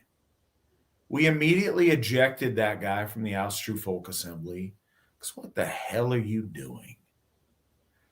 So that's the thing. Don't make it a problem, but we're not trying to do this 1% thing. We're not going to do the purity spiral. We're not going to play, let's try to root out these things. That is toxic and not what we do. It is very obvious to all of us who a white person is and who it's not. White people can join the AFA. If you're not white, you can't.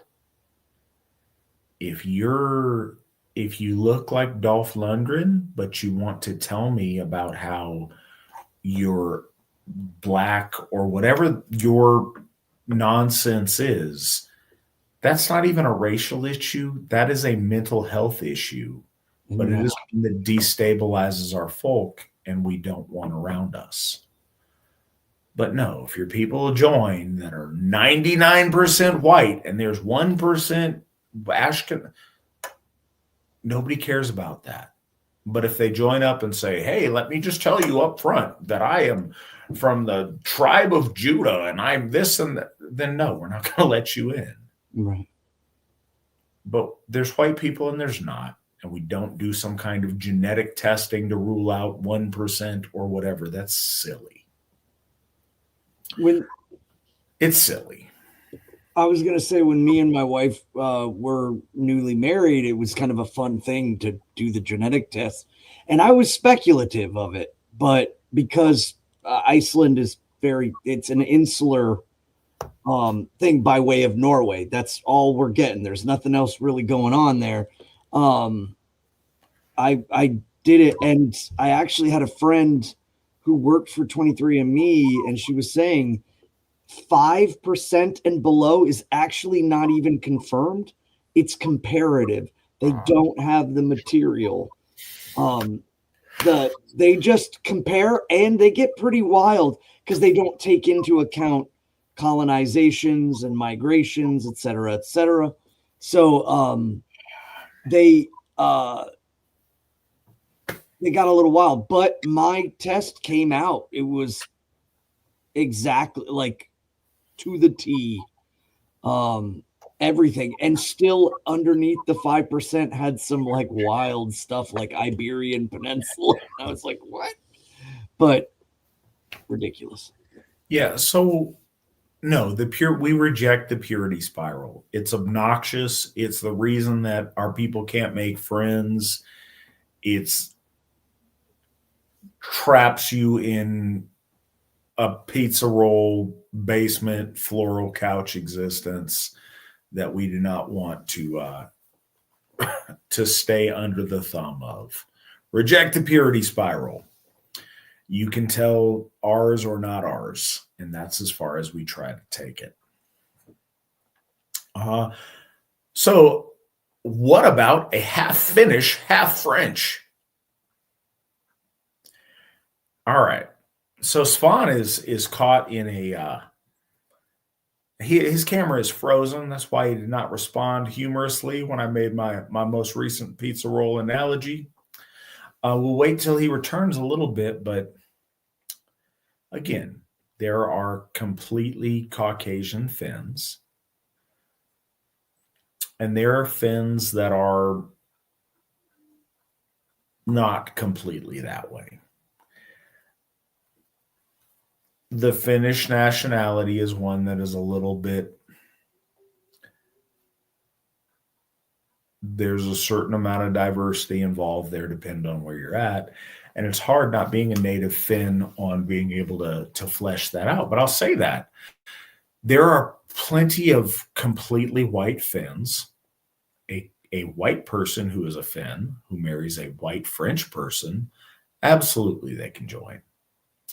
A Asiatic person who happens to be in Finland that marries a sub-Saharan African person that happens to live in France, no, that person could not join. So I think that difference really matters. Again, Svan is on hiatus. He may have a low bladder capacity this evening. We'll see. Hopefully he joins us. Maybe he won't. We will see. Matt Bean, hypothetical. What if a Marxist or Christian nationalist takes power and bans the Asatru in America? Does the AFA go underground or migrate? So it's an interesting question because I think it poses a couple of different things. So the AFA isn't me. It is hundreds of people. So I think the most realistic answer to your question is yes. There will be elements of the Asatru. If someone were to take power who could ban the practice of Asatru, large portions of the Asatru folk assembly would likely go underground. Some members of the Asatru folk assembly would likely move to a country that we did have the freedom to practice our faith. That is a interesting hypothetical. It's one that is interesting. Meadowfine, I think that's probably a really good analogy that you're making. So anyways, I was going to say it's probably it is an extreme dystopia because religious freedom is one of our most core American values. So it's not to say it couldn't happen. It could. But I think at the point where religions were getting banned by the United States government, a lot of other X factors would occur because of such a fundamental divergence from core American values. So if we were to suspend the free practice of religion in America, it would be so very unconstitutional that likely a whole bunch of other deviants from the Constitution would happen, and there would be corresponding geopolitical shifts and schisms and things. So I think a lot of things would have to go in place before that were to happen. It's one of the things that's kind of unique about our country is our ability to practice Asatru is so deeply built into the core principles of our national existence, the term enshrined in our Constitution, that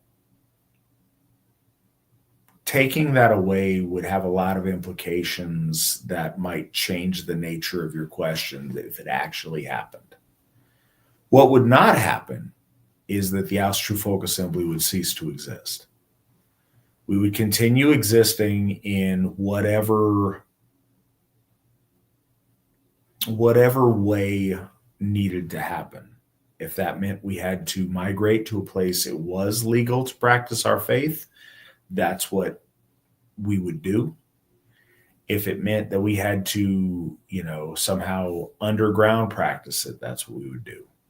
But those of us who are loyal, who have sworn our troth to the Aesir, been ordained in their service, I promise you for myself, 1,000,000%, no matter what, I would continue practicing and being your Earl's Harrier Gothi, whatever that might look like. We would have to make those choices when they came up. But No, that's one thing that's non-negotiable, that, there is nothing that can compel me not to continue actively in my faith until the day of my death and beyond.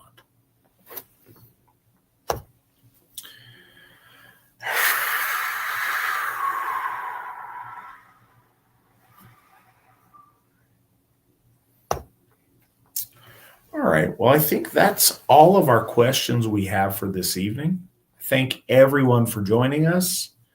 Still trying to figure out exactly who we're going to have on for next week on some scheduling stuff, but I look forward to seeing all of you. I guarantee you one person or two people that will be here for you next week, producer Nick and myself. I appreciate everyone who has been in the comments tonight. I appreciate those of you who have donated. I appreciate everybody who asked a question. I look forward to talking to you guys next week. Until then, hail the God, or hail the Aesir, hail the folk, hail the AFA, and remember, victory never sleeps.